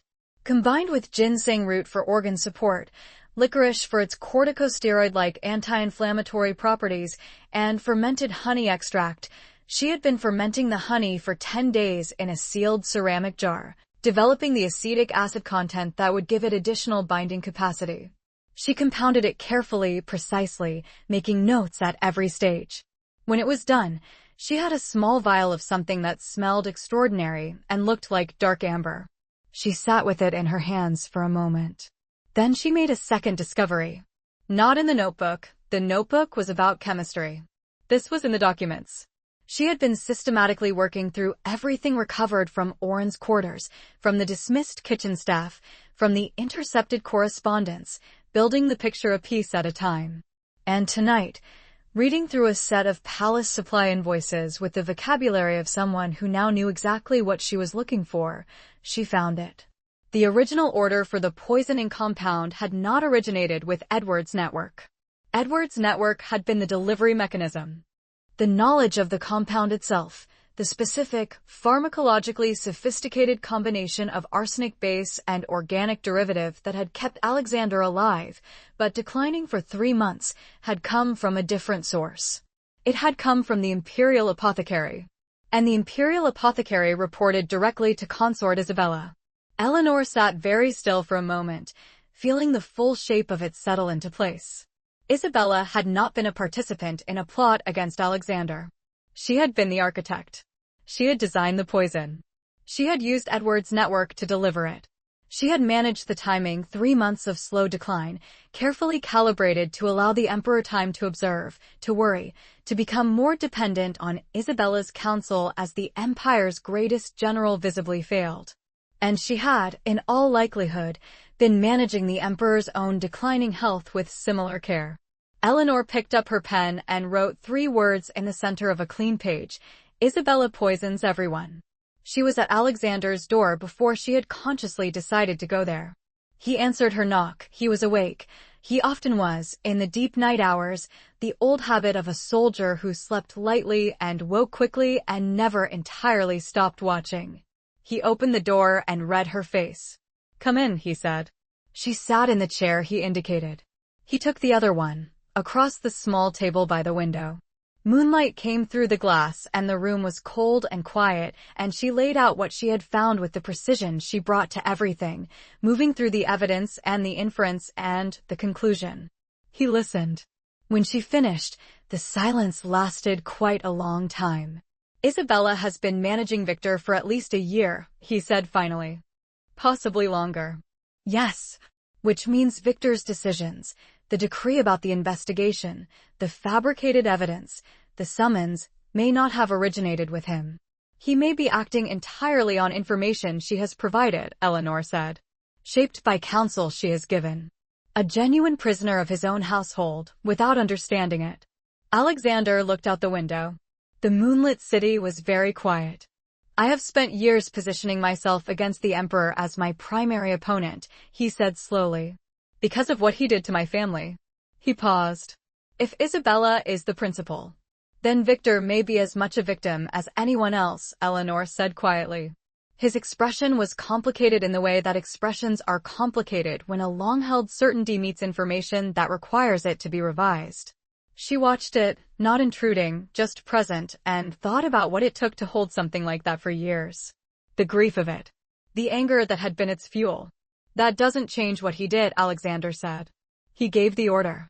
Whatever Isabella's influence. No, Eleanor agreed. It doesn't change it. But it changes what it means for what we do next. She leaned forward slightly. If we expose Isabella fully, publicly, we may also expose the degree to which Victor has been manipulated. Which makes him less an adversary and more a problem to be managed, he said. A person to be helped, she said quietly. If he is willing. He looked at her. In the moonlight, his gray eyes were silver and very direct. You see the best possible version of every situation, he said. I see what the evidence supports, Eleanor said. Sometimes those are the same thing. A long pause. He looked at the window, then back at her. Eleanor. His voice was quiet. Are you cold? You came without your outer robe. She had not noticed in the urgency of the discovery. She looked down at herself, lighter indoor clothes, no wrap. I'm fine, she said. He stood. He went to the chest at the foot of the bed and took out a heavy wrap, not one of hers, one of his, dark wool, substantial and warm, and held it out. Eleanor took it. It was warm from the chest and smelled of him, and she put it around her shoulders without overthinking what she was doing. Thank you, she said. Continue, he said, and sat back down. She continued. And if the wrap stayed around her shoulders for the next 2 hours of planning, neither of them mentioned it. Rain came to Velmore on the 44th day, cold and relentless, the kind of winter rain that came in sideways. Eleanor's treatment of Alexander was entering its final formal phase. The countertoxin had been working, measurably, observably, in the way his color had continued to improve and the peripheral numbness in his hands had begun to resolve and the liver inflammation that had worried her most in the early days had reduced to the point where it no longer woke her at night. He was not well in the full sense of the word. He was going to be managing the aftermath of 3 months of poisoning for considerably longer, but he was functional. Strong. More himself every day. She was reducing the decoction frequency from twice daily to once, which meant her reasons for coming to his room every morning were becoming less medically necessary and more. She was being honest with herself. In the way that she had always tried to be honest with herself, more something else. She was examining the surgery site. The sutures had dissolved over 2 weeks ago. This was now just a daily visual check that required her to look at his abdomen for approximately 45 seconds, which she performed with the complete professional composure of a person who was absolutely not thinking about anything other than the healing tissue, when he said, unprompted, I want to tell you about my family. Eleanor stilled. Finished the check. Sat back. You don't have to, she said. I know. He looked at the rain against the window. I want to. She waited. He spoke carefully. Not with difficulty, exactly, with the deliberateness of a man who has never told this story before because he has never found a reason to and is now discovering, in the telling, that it has been waiting for a reason for a long time. His family had been minor nobility, military, from the northern provinces. His father had commanded the border garrison. His father had also, Alexander said with the flatness of someone relating a fact, been in possession of evidence that implicated certain of the emperor's closest advisors in the systematic diversion of military funds, evidence that, had it been submitted to the imperial court, would have been damaging to a number of powerful people. His father had been planning to submit it. He had not gotten the chance. The official account was fever. The kind of account that everyone in the household and the province had known was wrong, and that no one had been in a position to challenge, because the people who could make such a challenge disappear were the same people with reason to make the evidence disappear. Alexander had been 19. He had watched. He had remembered. He had spent the next 20 years making himself indispensable to the empire in the one area where he could not be removed, the military, the one arena where his results were too valuable to discard regardless of who wanted him gone. I have been building toward a reckoning, he said, still looking at the rain. For 20 years. Eleanor was very quiet. She thought about what it cost to hold something like that for 20 years. To take the grief and the rage and the helplessness of watching your family destroyed and transmuted, year by year, into a quality of purpose that looked from the outside like ambition, and was actually something much more complicated and human. I understand, she said. And she did, not just intellectually but in the marrow, in the place where her own losses lived, the life she had left and the world she would never return to. He turned from the window, looked at her directly, with an openness that was, she had come to understand, the most remarkable thing about him, because a man who looked like armor, who occupied space with the absolute authority of someone who had built himself into a weapon through sheer will, and who was, in the right moments, this open, that was something rare. Since you arrived, he said quietly, I have been revising some things. Revising, she repeated. I built my life around one purpose. I made myself useful to an empire I do not particularly care about, in service of a reckoning I have been planning since I was 19 years old. He held her gaze. I had not considered what I might want beyond that reckoning. I had not considered wanting anything beyond it. Eleanor was aware of the rain.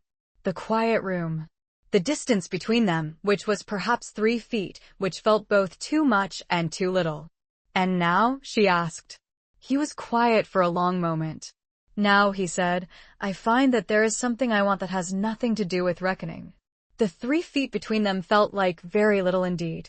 Eleanor looked at him, this man she had known for 44 days, who had been half dead when she met him, who had watched her work with the attention of someone learning a new language, who had held her gaze across a conspiracy and a plague and a failed assassination attempt and the slow, cumulative weight of days that had turned into something she did not have a medical term for. She said, very carefully, Alexander. Yes. I need you to understand that I am still working out what I am in this world. What I am allowed to want. What makes sense? She looked down at her hands. I come from a very different place. The rules I had there don't entirely map onto this. I know, he said. I'm not asking you to have the answers. He leaned forward slightly. The 3 feet became 2. I'm asking if there is something that we might want to find out. Eleanor looked at him. She thought about the note that had said come home when you can, not before you should. The wrap around her shoulders in the middle of the night. The way he said her name, with the deliberateness of someone who has decided a name is worth saying properly. She thought about 44 days of something she had been calling pragmatic survival strategy. Yes, she said quietly. There is something. He held her gaze for a moment. Then, slowly, he reached across the space between them and took her hand. Just that, her hand in his, both of them still, both of them very present. The rain moved against the window. She turned her hand over and let her fingers close around his. They sat like that for a long time, talking about the plan, the timeline, the evidence, Daniel's movements, the Edward situation, in the practical, detailed way they had always talked, and beneath all of it, beneath the maps and the strategy and the next 10 days of careful choreography, something ran that was not practical at all and was also, Eleanor found, absolutely necessary. Later, much later, when the rain had lightened and the lamp was burning low, he said, Will you stay? She looked at him. I should check your vitals before I... Eleanor. The way he said her name. It had its own vocabulary by now, inflected and specific. This particular inflection was gentle and entirely direct. Will you stay? She looked at her hands. At his. She thought about all the reasons to say no, the carefulness required, the complexity of everything around them, the fact that they were in the middle of a conspiracy that might get them both killed. She thought about 44 days. She thought about the space that had been opening up between them for weeks, steady and inevitable as the tide. "Yes," she said quietly. "I'll stay." He drew her toward him slowly, giving her every opportunity to change her answer. She did not change her answer. She had always been, at her core, someone who committed completely to the decision she had made. What followed was not urgent or desperate, but something more deliberate than that, the slow, attentive discovery of each other that happens between people who have already been paying very close attention. He was careful with her in a way that had nothing to do with gentleness being his default mode, because it was not. She had watched him in combat, had watched him manage his household and his generals, and gentleness was not the word for any of that. This was specific. Chosen. She was aware, in some clear part of her mind that never quite went offline, that they were both changed from what they had been before, both shaped by the particular pressure of these last weeks in ways that were still settling. And she was aware, in the rest of her, of his hands and his voice, and the quality of his attention, which was, as in everything, completely present. Afterward, she lay in the dark with his arm around her, and the rain quieter against the window, and thought, I did not expect this. Not this particular thing, not in this place, not with this person. She thought, but here it is. She thought, all right. His voice low, close. What are you thinking? About the Edward situation, she said. She felt his chest move, a breath that was something between a laugh and a sigh. Eleanor. And about this, she said quietly. Both things. His arm tightened slightly around her. Good, he said. Both things are important. She closed her eyes. On the 49th day, Prime Minister Edward moved. He did not move in the direction Eleanor and Alexander had expected. They had anticipated either a capitulation, formal defection to their side, with the intelligence he could offer about Isabella's network, or an escalation. A final push before the imperial hearing that would attempt to remove Alexander by force before their evidence could be presented. Edward did neither. Instead, he sent a message to Alexander through the same back channel they had used for their meeting, and the message said, simply, "They know we met. It is happening tonight. I cannot stop it." Eleanor was in the study when Daniel brought the message in. She read it over Alexander's shoulder. How much time? Alexander said to Daniel. The messenger was a day in transit, Daniel said. If Edward's information was current when he sent it. Tonight, Eleanor said. She had already moved to the desk, already pulling the map toward her. They're not sending assassins this time. The hearing is in 2 days and the evidence we have would dismantle the fabricated case. If Isabella is moving tonight, it's not a targeted removal, it's the whole plan. The coup itself. Alexander looked at the map. Then at Daniel. Something passed between them, the look of men who have planned for this possibility and are now, with remarkable calm, moving into the execution of the contingency. Get word to Marcus, Henry, and Richard, Alexander said. The secondary rally points, as discussed. All men within the city at readiness, as of 3 hours from now. He looked at Eleanor. How is the medical setup?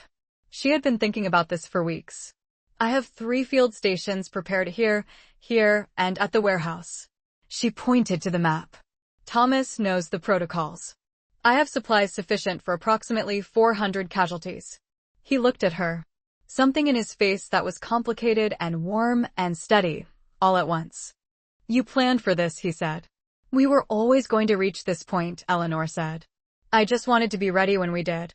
The next 6 hours were the most precise and complex orchestration she had witnessed outside of a mass casualty hospital response. Alexander moved through the mansion and the city's back channels with the focused efficiency of a man executing something he had been planning for a very long time. Daniel's network activated in overlapping waves, messages sent, men moving, supply lines opened, the 80,000 soldiers who were dispersed but ready beginning to converge on the points Alexander had designated months ago. Eleanor ran the medical preparations. She moved between the 3 stations with Thomas and Rose and the small team she had assembled over the previous weeks, checking supplies, confirming positions, briefing the people she had trained. She had not trained soldiers or formal medics. She had trained willing people. Sharp-eyed servants and tradespeople and district workers who had seen what she had done during the plague and trusted her, which was, she was discovering, its own kind of army. Edward's warning proved accurate. The coup began at midnight. The emperor's forces, or rather, the forces nominally under the emperor's command, but actually responding to Isabella's direction through whatever mechanism she used to translate her will into military orders, moved on Alexander's mansion from 3 sides simultaneously. It was well planned. If Alexander had been there, and if Daniel's network had not been ready, it might have worked. He was not there. They were ready. The city was loud that night. The noise of it reached Eleanor at the second field station, which she had positioned near the edge of the military district where the engagement was heaviest. She worked with a kind of focused speed she recognized from the worst nights in the emergency department.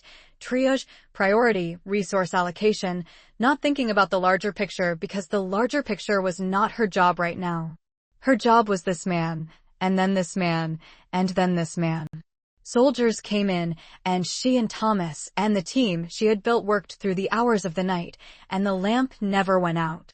Around the 3rd hour, a man came in whom she recognized by his posture before she saw his face, Richard, the young cavalry officer, one side of his face darkened by a developing bruise and his left arm held carefully.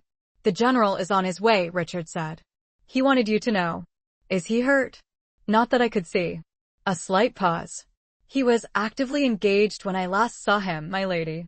"Very actively." Eleanor tied off the suture she was placing in a different man's arm. "He is 3 weeks out of surgery," she said. "He should be taking no direct physical engagement." "My lady," Richard said, with the respect of someone who has not the slightest intention of telling Alexander this, "I believe he is aware of that." Eleanor moved his arm. Assessed it, dislocated shoulder, no fracture. She had learned to assess this quickly in the past weeks. She repositioned it with the brisk efficiency of someone who has done it many times, and Richard made a sound that he converted admirably into something other than what it was. "Thank you," he said, when he could speak normally. "Go back out there," she said. "And tell him," she paused. "Yes, my lady?" She looked at the lamp.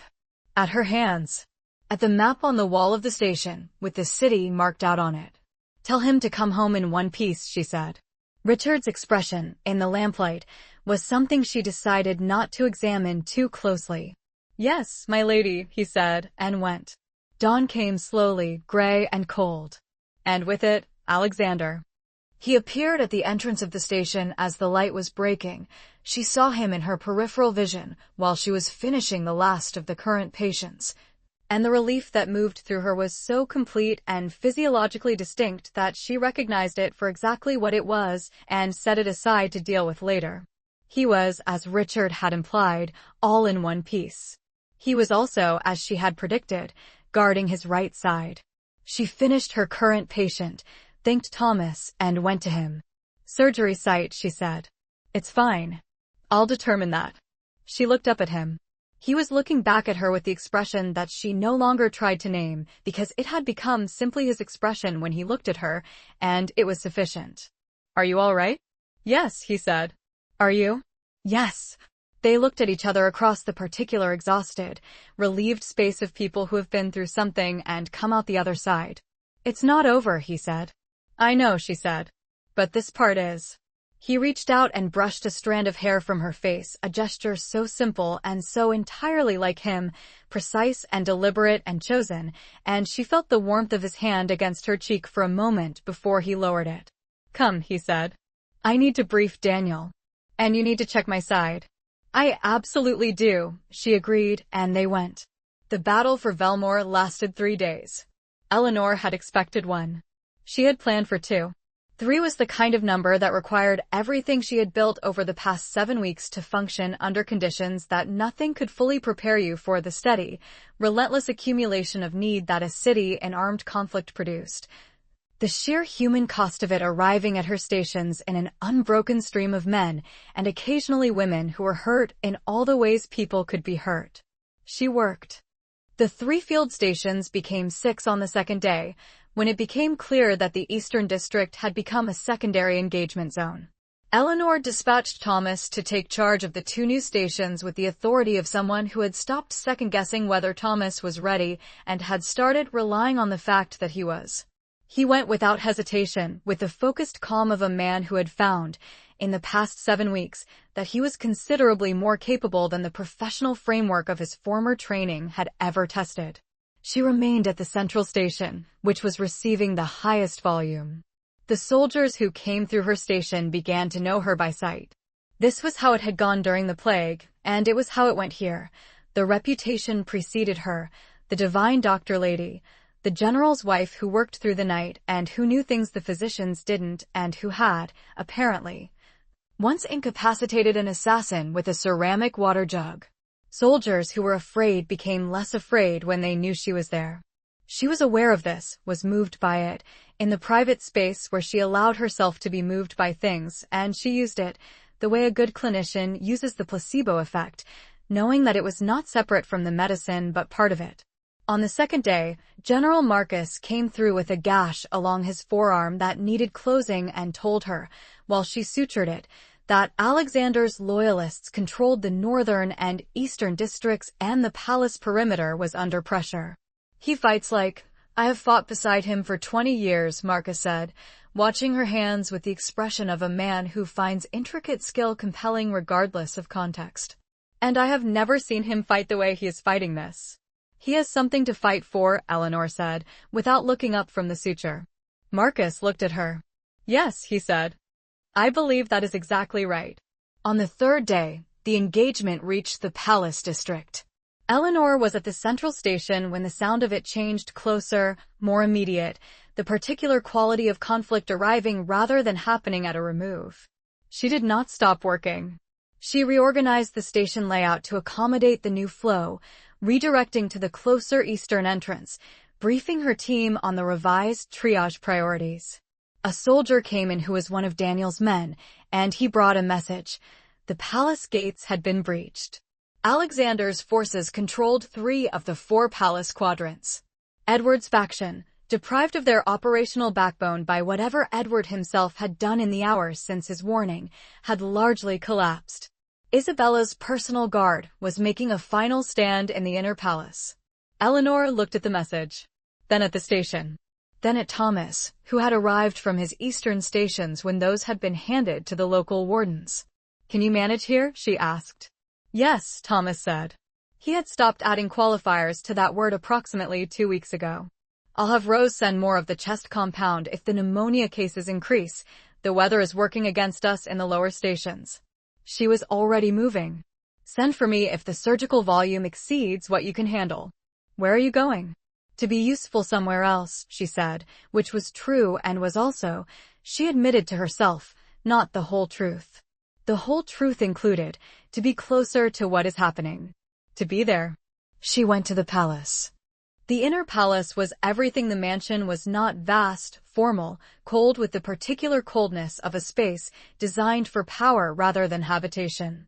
She moved through corridors with Daniel's men, past tapestries and marble floors, and the evidence of 3 days of conflict in overturned furniture and marks on the walls. She found Alexander in the inner courtyard. He was standing in the center of it with the stillness of someone who has recently been in motion and has just stopped, his sword sheathed. His officers ranged around him in a posture of waiting. He looked up when she appeared and something crossed his face that she recognized relief. Again, that quality of relief that went all the way down. "Eleanor." He crossed to her in a few strides. "You should not be." "I go where I'm needed," she said. She looked him over quickly and professionally, which was also personally, because she had stopped pretending those were different things. "You're favoring your left." "What happened?" "Nothing significant." "Alexander." A. Graze. "Left shoulder." He submitted to her hand on his shoulder with the tolerance of a man who has learned that resistance on this particular matter is not worth the effort. She found it a cut, shallow but longer than she'd like, sealed with clotted blood but needing cleaning and dressing. "Later," she said. "What is happening here?" "Isabella has been found." His voice was even. "She is in the inner apartments, with Julian. 2 of her guard are dead. She is contained." "And Victor?" A pause. Something shifted in his expression. Victor is in his chambers. He has been there for 3 days. He held her gaze. I have not spoken to him yet. I have not decided what to say. Eleanor thought about everything she knew about Victor, about the man who had ordered Alexander's father killed, who had poisoned his greatest general, who had also been manipulated by a woman who had spent years shaping his perception of reality. You don't have to have decided, she said. Go talk to him. Just talk. He looked at her for a long moment. Come with me. Yes, she said.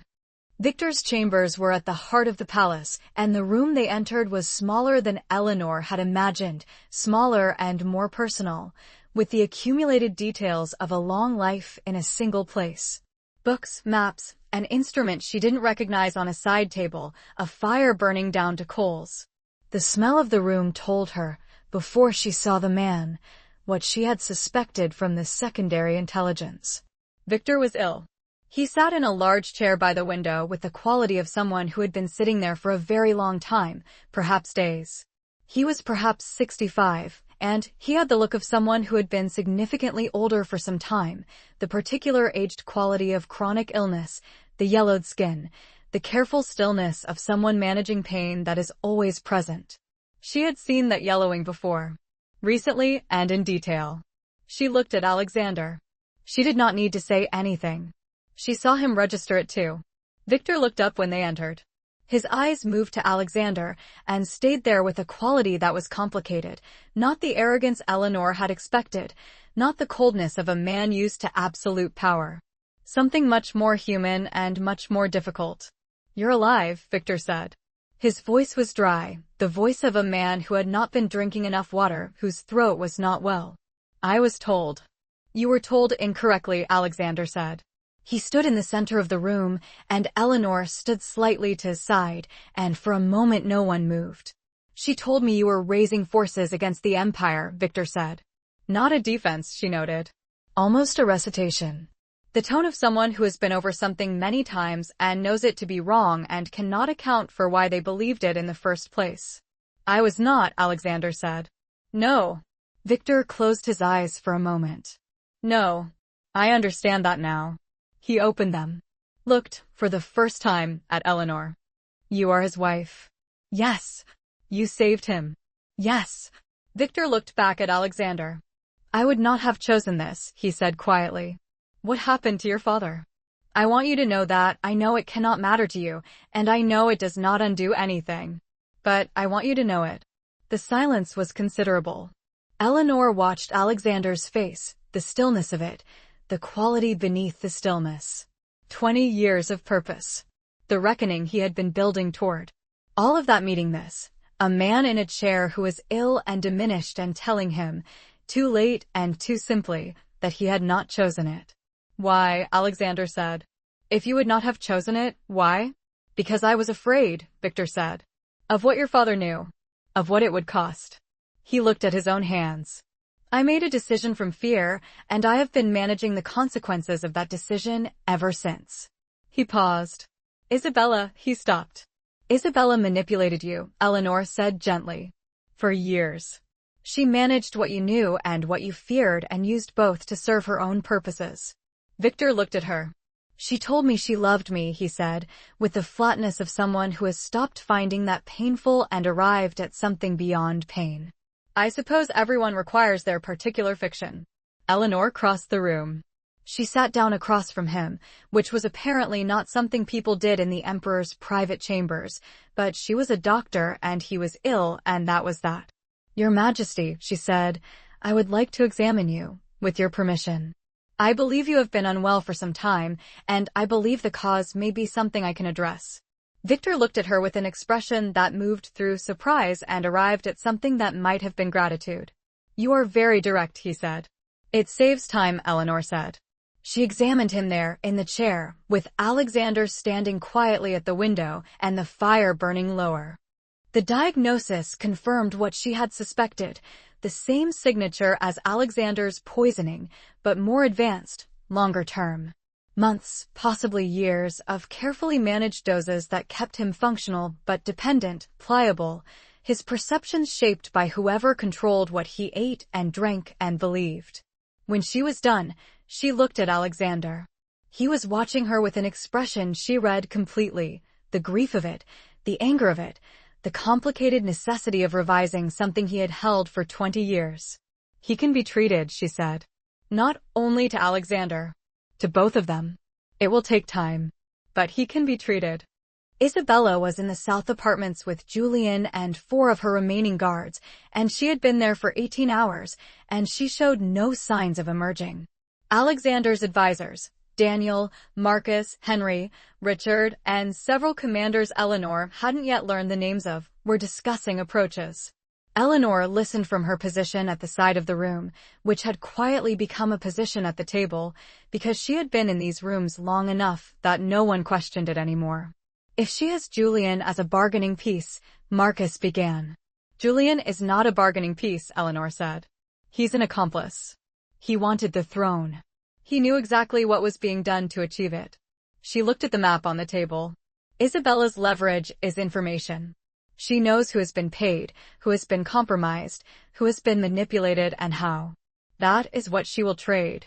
She'll want immunity, Daniel said. She'll ask for it, Eleanor said. Whether she gets it is a different question. She looked at Alexander. But she needs to be confronted publicly. Not in here, out there. She gestured at the larger palace. In front of the ministers. The household. Everyone who has been managing the fiction she constructed. It needs to be dismantled in front of people, not in a private room where it can be rewritten afterward. Alexander met her eyes. You want to put her in front of an audience. I want to expose everything in front of an audience, Eleanor said. The poisoning. The fabricated evidence. The manipulation of the emperor. All of it, with documentation, in front of every minister and officer who has been operating under her version of reality. She paused. It is considerably harder to maintain a conspiracy that has been comprehensively demonstrated to be a conspiracy in front of 60 witnesses. The silence around the table had the quality of men revising their estimate of the woman who had been keeping their general alive for the past 7 weeks. How do you propose to get her to come out? Henry asked. You offer her the audience she has been managing for years, Eleanor said. Let her tell her story. Let her explain herself. She will not be able to resist the opportunity to demonstrate that she was the cleverest person in the room. She folded her hands on the table. And while she is doing that, we present the evidence. The operation was arranged within the hour. Eleanor wrote the presentation of evidence herself. It was the most methodical thing she had ever composed, not a medical report, which was what she was trained in, but a forensic dismantling of a 3-year conspiracy, organized with the clarity of something that needed to be impossible to misunderstand. She went through it once with Alexander and once with Daniel and made 2 small revisions, and then it was ready. Isabella came to the audience hall. She came, Eleanor thought, because she could not imagine not coming. This was a woman who had operated in the shadows for years and who had reached the moment where the shadows were no longer available and who faced it the way people like her always did, with composure, with the bearing of someone who has decided that if they are to be in the room, they will dominate it. She was remarkable in her way. Eleanor gave her that. She stood in the center of the great audience hall, 60 people assembled, ministers and officers and household members, all the people who had been the audience for the fiction she had maintained, and she was entirely composed. Her robes were immaculate. Her expression was the specific expression of someone who is about to explain why they are not what they appear to be. Alexander stood at the front of the hall. Eleanor stood to his right, the documents in her hands. Consort Isabella, Alexander said. I have asked you here to clarify certain matters that have come to light in the past days. Lady Eleanor will present the evidence. Isabella's eyes moved to Eleanor. Something flickered there, not quite surprise. More like an adjustment, a rapid recalculation. Eleanor began. She was, as she had always been, direct. She presented the supply chain evidence first, the tainted kitchen goods, the quartermaster Frederick, the connection to the palace stores. She presented the apothecary records, the specific knowledge required to construct the compound, the records of the imperial apothecary, the order signed in code, but traceable through the cipher she and Alexander had worked out 3 weeks ago. She presented the communication between Isabella and Julian, the one she had shown Edward, and several others she had found since, outlining the succession plan. She presented the evidence of the Emperor's own poisoning. She was clear and precise, and she did not raise her voice. Partway through, she heard something she had been listening for, a sound from the assembled audience that was not quite speech, not quite silence, the sound of 60 people's understanding updating simultaneously. Isabella spoke when Eleanor finished. She was still composed. She offered an explanation, elegant, detailed, framed as the actions of someone who had been protecting the empire against a military figure of dangerous independence. She spoke for 8 minutes. When she was done, Eleanor simply reopened the document she held to the relevant page and read one line from the Isabella-Julian communication that directly contradicted the central claim Isabella had just made. The composure broke. Just slightly. Just enough to be seen by 60 people. After that, it unraveled in the way of things that have been constructed on a false premise and have had the premise removed. Julian, confronted, collapsed into the kind of catastrophic disclosure that desperate people produce when they understand that cooperation is their only remaining variable. Isabella, whose entire power had been built on controlling the available information, found herself in a room where she no longer controlled it. It ended with a confession, not the sweeping, dramatic kind.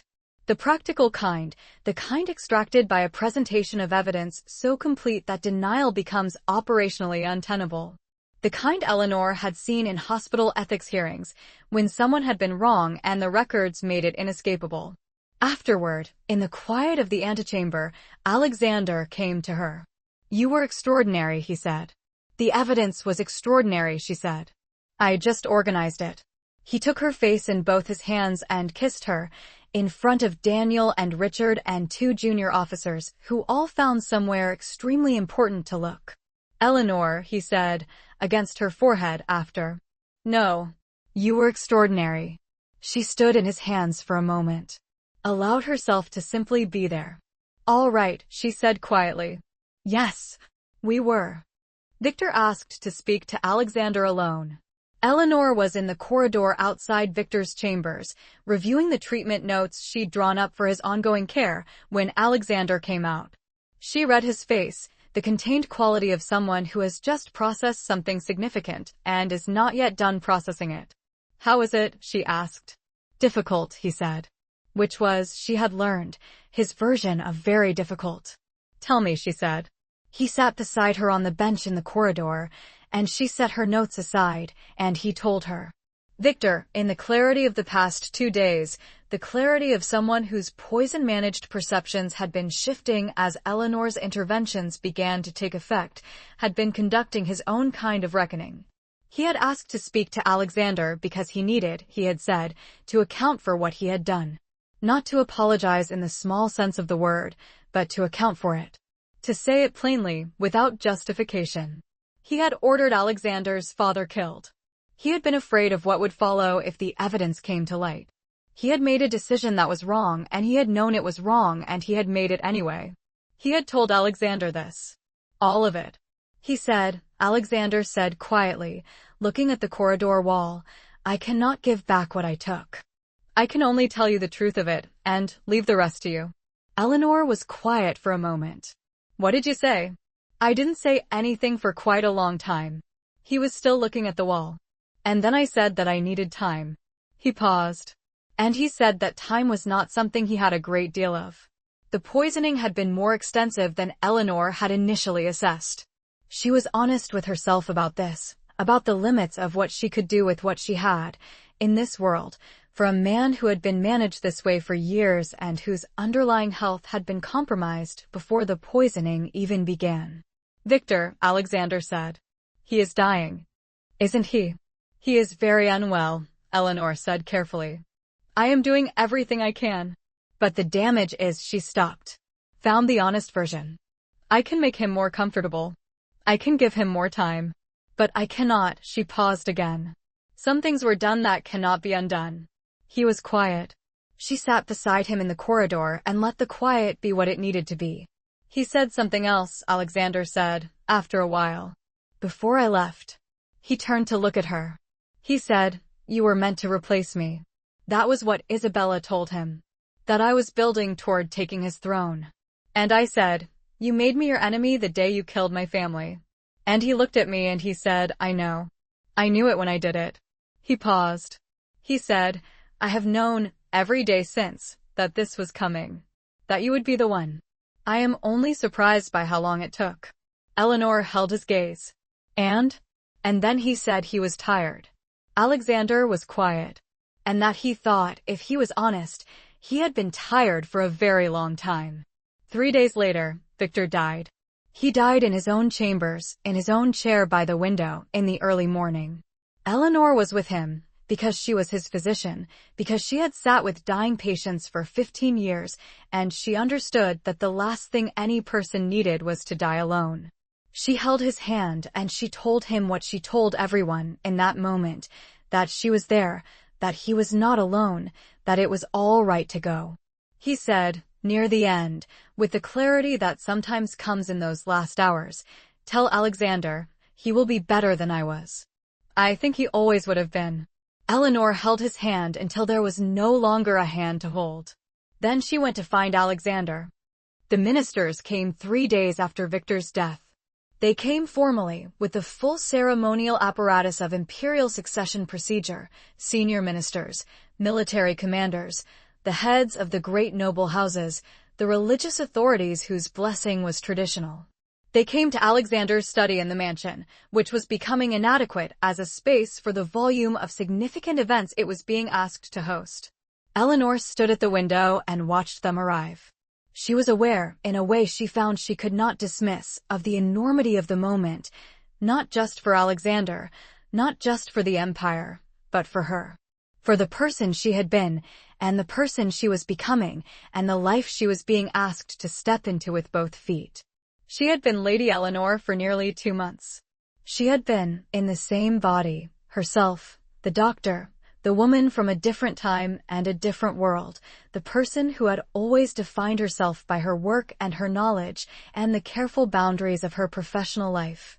She had been, in these 2 months, more things simultaneously than she had ever been in any previous period of her life. She turned from the window when Alexander came to stand beside her. "They want you to take it," she said. Not a question. "Yes. What do you want?" He was quiet for a moment. "I want what I have always wanted," he said. "Justice, for my family. An end to the system that made what happened possible." He looked at her. "I am beginning to understand that taking the throne may be the mechanism for those things. Not the revenge I planned, but something that lasts longer than revenge. Something that means something to more people than just you," Eleanor said. "Yes." The ministers were waiting. She could feel the weight of them waiting, the institutional pressure of an empire that had lost its center and needed one. Eleanor looked at Alexander. At the man she had met when he was 3 days from death. At the person who had looked at her, from the very beginning, with the specific attention of someone who saw her, not the title, not the borrowed body, not the doctor or the spy or the noblewoman, but the actual her, whatever that was in this world. She thought about what she was capable of, what she had already done. The stations in the city, the plague protocols, the compound that had saved hundreds, the medical knowledge she was only beginning to deploy properly. She thought about what could be done in an empire with the authority to implement it. "I have a condition," she said. He looked at her. "Tell me." "If you take the throne," she said, "I want to build something. A medical academy, properly funded, properly staffed, training physicians in methods that actually work. Hospitals, not just in the capital, across the empire. Public health protocols implemented in every district." She held his gaze. "I have knowledge that can save hundreds of thousands of lives if I have the resources and the authority to deploy it properly. I am asking for those resources and that authority." He was quiet for a long moment. The question in his eyes was not whether she could see that. It was something else. "Eleanor," he said, "if I take the throne, what are you?" "Whatever you need me to be," she said. "Whatever serves the purpose." She paused. "And also your wife. Actually, properly. Not as a political arrangement." She held his gaze steadily. "If that is still what you want." He crossed the room to her in 2 strides and kissed her in the way he had, that particular combination of deliberate and complete that was his signature in everything. "Yes," he said, against her mouth. "It is still what I want." He drew back, held her face in his hands. "Then my condition is this: you stand beside me. Not behind me. Not in the background. Beside me." "I'm a doctor," Eleanor said. "Not a..." "Eleanor." His thumbs traced her cheekbones. "You exposed a 3-year conspiracy, saved a city from plague, performed surgery by candlelight, and incapacitated an assassin with a ceramic water jug. You are considerably more than a doctor." Eleanor looked at him, thought about who she had been, and who she was, and what was being offered. "All right," she said quietly. "Beside you." She stepped back, straightened, looked toward the door behind which the ministers were waiting. "Go tell them," she said. "I'll be right there." He went. She stood at the window for one more moment, looking out at the city, her city now, this vast, improbable, impossible thing, and she took one breath, the kind of breath she had learned to take at the beginning of procedures that mattered. Then she went in. 10 years later. The Imperial Medical Academy occupied what had been a minor palace annex on the east side of the city, and Eleanor had spent 3 years of her life transforming it from an empty set of ornate rooms into something that actually worked. It had taken that long because she was building something that had never existed before, not just a school, but a framework, a theory, a practice, a way of understanding what medicine was for and who it was for. The academy trained 200 students a year. It admitted women. This had been the most contentious decision, met with the most comprehensive opposition. And she had held her ground on it with the patience of someone who understood that the people most opposed to a thing were usually the people who most needed to be proven wrong by it. The first class had graduated 6 years ago. The best surgeon in the eastern districts was a woman named Clara who had come to the academy at 17. Eleanor stood in the courtyard of the academy on a morning in late spring, watching the current class of students cross the grounds with the particular purposeful energy of people who have recently discovered they might be good at something important. She had a notebook in her hand, as she always did, and she was making notes about a modification to the 3rd-year surgical curriculum that had occurred to her in the bath that morning. "My Lady Empress." A voice beside her, young, bright, faintly ironic. She turned. It was a student, 1st year, who had already distinguished himself by asking questions that his instructors could not immediately answer. His name was Philip, and Eleanor had made a note about him 3 weeks into the term. "Philip," she said. "I've been thinking about the decoction ratios you discussed in last week's lecture," he said. He held out a notebook of his own, and Eleanor saw that it was full of calculations and queries, and what appeared to be a small, but genuine contribution to the theory. "I think there might be a different approach to the binding mechanism if we..." Eleanor took the notebook. "Read the relevant section with the attention it deserved. Come to the workroom after the afternoon session," she said. "Bring this. I want to run the calculations with you." Philip's face lit in a way that she recognized, because she had felt it herself, at his age, when someone had told her that her thinking was worth taking seriously. "Yes, my lady. Thank you." He went.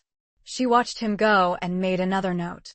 The hospital in the Northern District had opened 4 years ago, the first purpose-built medical facility in the Empire, with isolation wards and surgical rooms and a pharmacy that operated on principles Eleanor had spent 2 years teaching the apothecaries.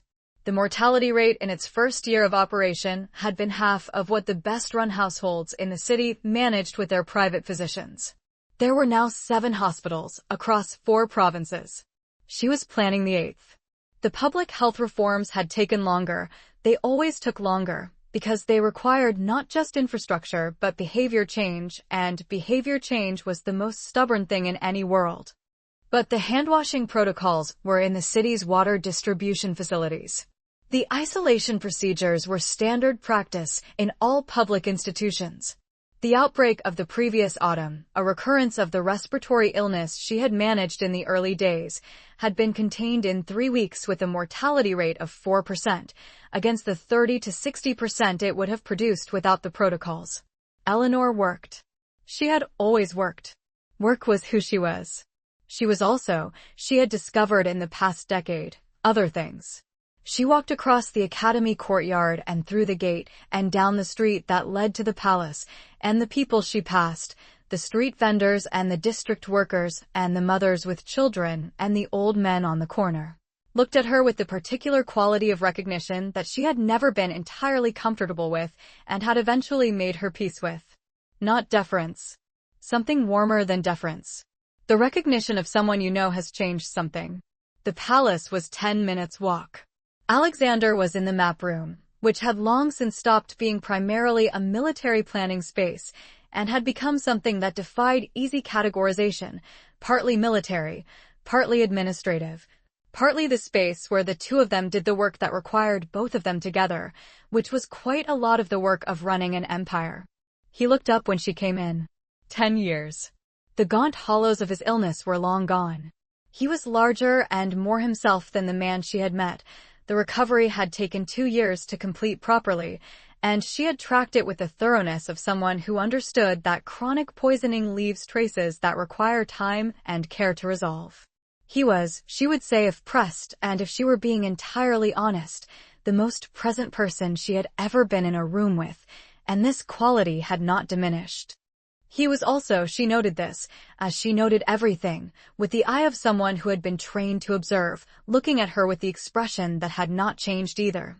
That particular combination of steady and warm and entirely there. Academy? He asked. Philip, she said. I'll tell you about him at dinner. He's going to be remarkable. Good. He set down the document he'd been reading. I have something for you. She crossed the room. He handed her a set of plans, architectural plans, unrolled across the desk, detailed and precise. She looked at them. The 8th hospital, he said. The Western District, as you proposed. I've allocated the funds and the site. The building starts in the autumn. Eleanor looked at the plans. At the rooms she could already see the purpose of the surgical space, the pharmacy, the isolation wards, the public consultation rooms on the ground floor where people could come regardless of whether they could pay. It's what I designed, she said. Yes, he said. You've been designing it for 2 years. I thought we had waited long enough. She looked at him. He was watching her with the expression. She looked at the plans. She looked back at him. Thank you, she said. He reached across and covered her hand on the plans with his. She turned her hand over and held his, in the way that had become, over 10 years, as automatic and necessary as breathing. How is Clara's patient? He asked. Clara, the surgeon Eleanor had trained, the best in the Eastern districts, had a complex case running. Recovering, Eleanor said. Clara has good hands. Better than mine, in some respects. Your hands built the system she operates in, he said. Our hands, Eleanor said. She looked at their joined hands on the plans for the hospital that did not exist yet. We built the system. He looked at her, and she looked at him, and the map room was quiet, and outside the window Velmore was doing what it always did now, carrying on, alive and various and mostly tending toward health, in the way of cities that have the right conditions. She was still, at the core of it, a doctor. She thought she would always be a doctor, that whatever else she had become in this world, in this life, in this body that had first been someone else's and had, year by year and choice by choice, become entirely her own, the medicine was the thing that had never changed. The thing she had carried across whatever impossible divide had brought her here. She thought about Louis sometimes, the man she had died saving, in another world. She hoped he had survived. She thought he probably had. She had always been good at what she did. She thought, I am here. I have been here for 10 years. I have built something and loved someone, and the work is not finished and will not be finished in my lifetime, which is true of all the best work. She thought, this is a life. An actual, complete, impossible life. She squeezed Alexander's hand. He squeezed back. The Western District Hospital, she said, returning her attention to the plans. I want to add a section I didn't include in the original design. A training ward where the academy students can work under supervision before they graduate. Practical experience, integrated from the 2nd year. He picked up a pen and moved it to her. Show me. She bent over the plans and began to draw, and he leaned beside her, and the afternoon light came through the windows of the map room in long warm strips, and they worked. Outside, the city carried on, the hospitals open, the academy full, the streets cleaner than they had been, the people healthier than they had been, the long, slow project of an empire learning to tend to itself still in progress, still imperfect, still worth doing. Alexander was remembered in the histories as the war god who had conquered with the sword, who had won 17 campaigns without a defeat and had taken the throne of Orith without losing himself in the process. Eleanor was remembered as the Empress of Medicine, the woman who had changed what healing meant in the empire, the woman who had built, from the materials of a foreign world and an impossible situation and a long, hard, worthwhile love, something that outlasted all of them. They remembered her hands most of all. The way she worked. It was, she thought, not a bad thing to be remembered for. The plans spread across the desk. The pen moved. Alexander watched and offered, and occasionally was right, and the afternoon deepened, and the lamp came on. They ruled side by side as they had always done. They loved each other as they had always done, with the particular love of two people who had met in a crisis and chosen, every day since, to keep choosing. The empire flourished. And Eleanor, who had died in one world saving a stranger and woken in another, built something that lasted. Thank you so much for listening. Until next time, take care of yourselves, and I will see you in the next story.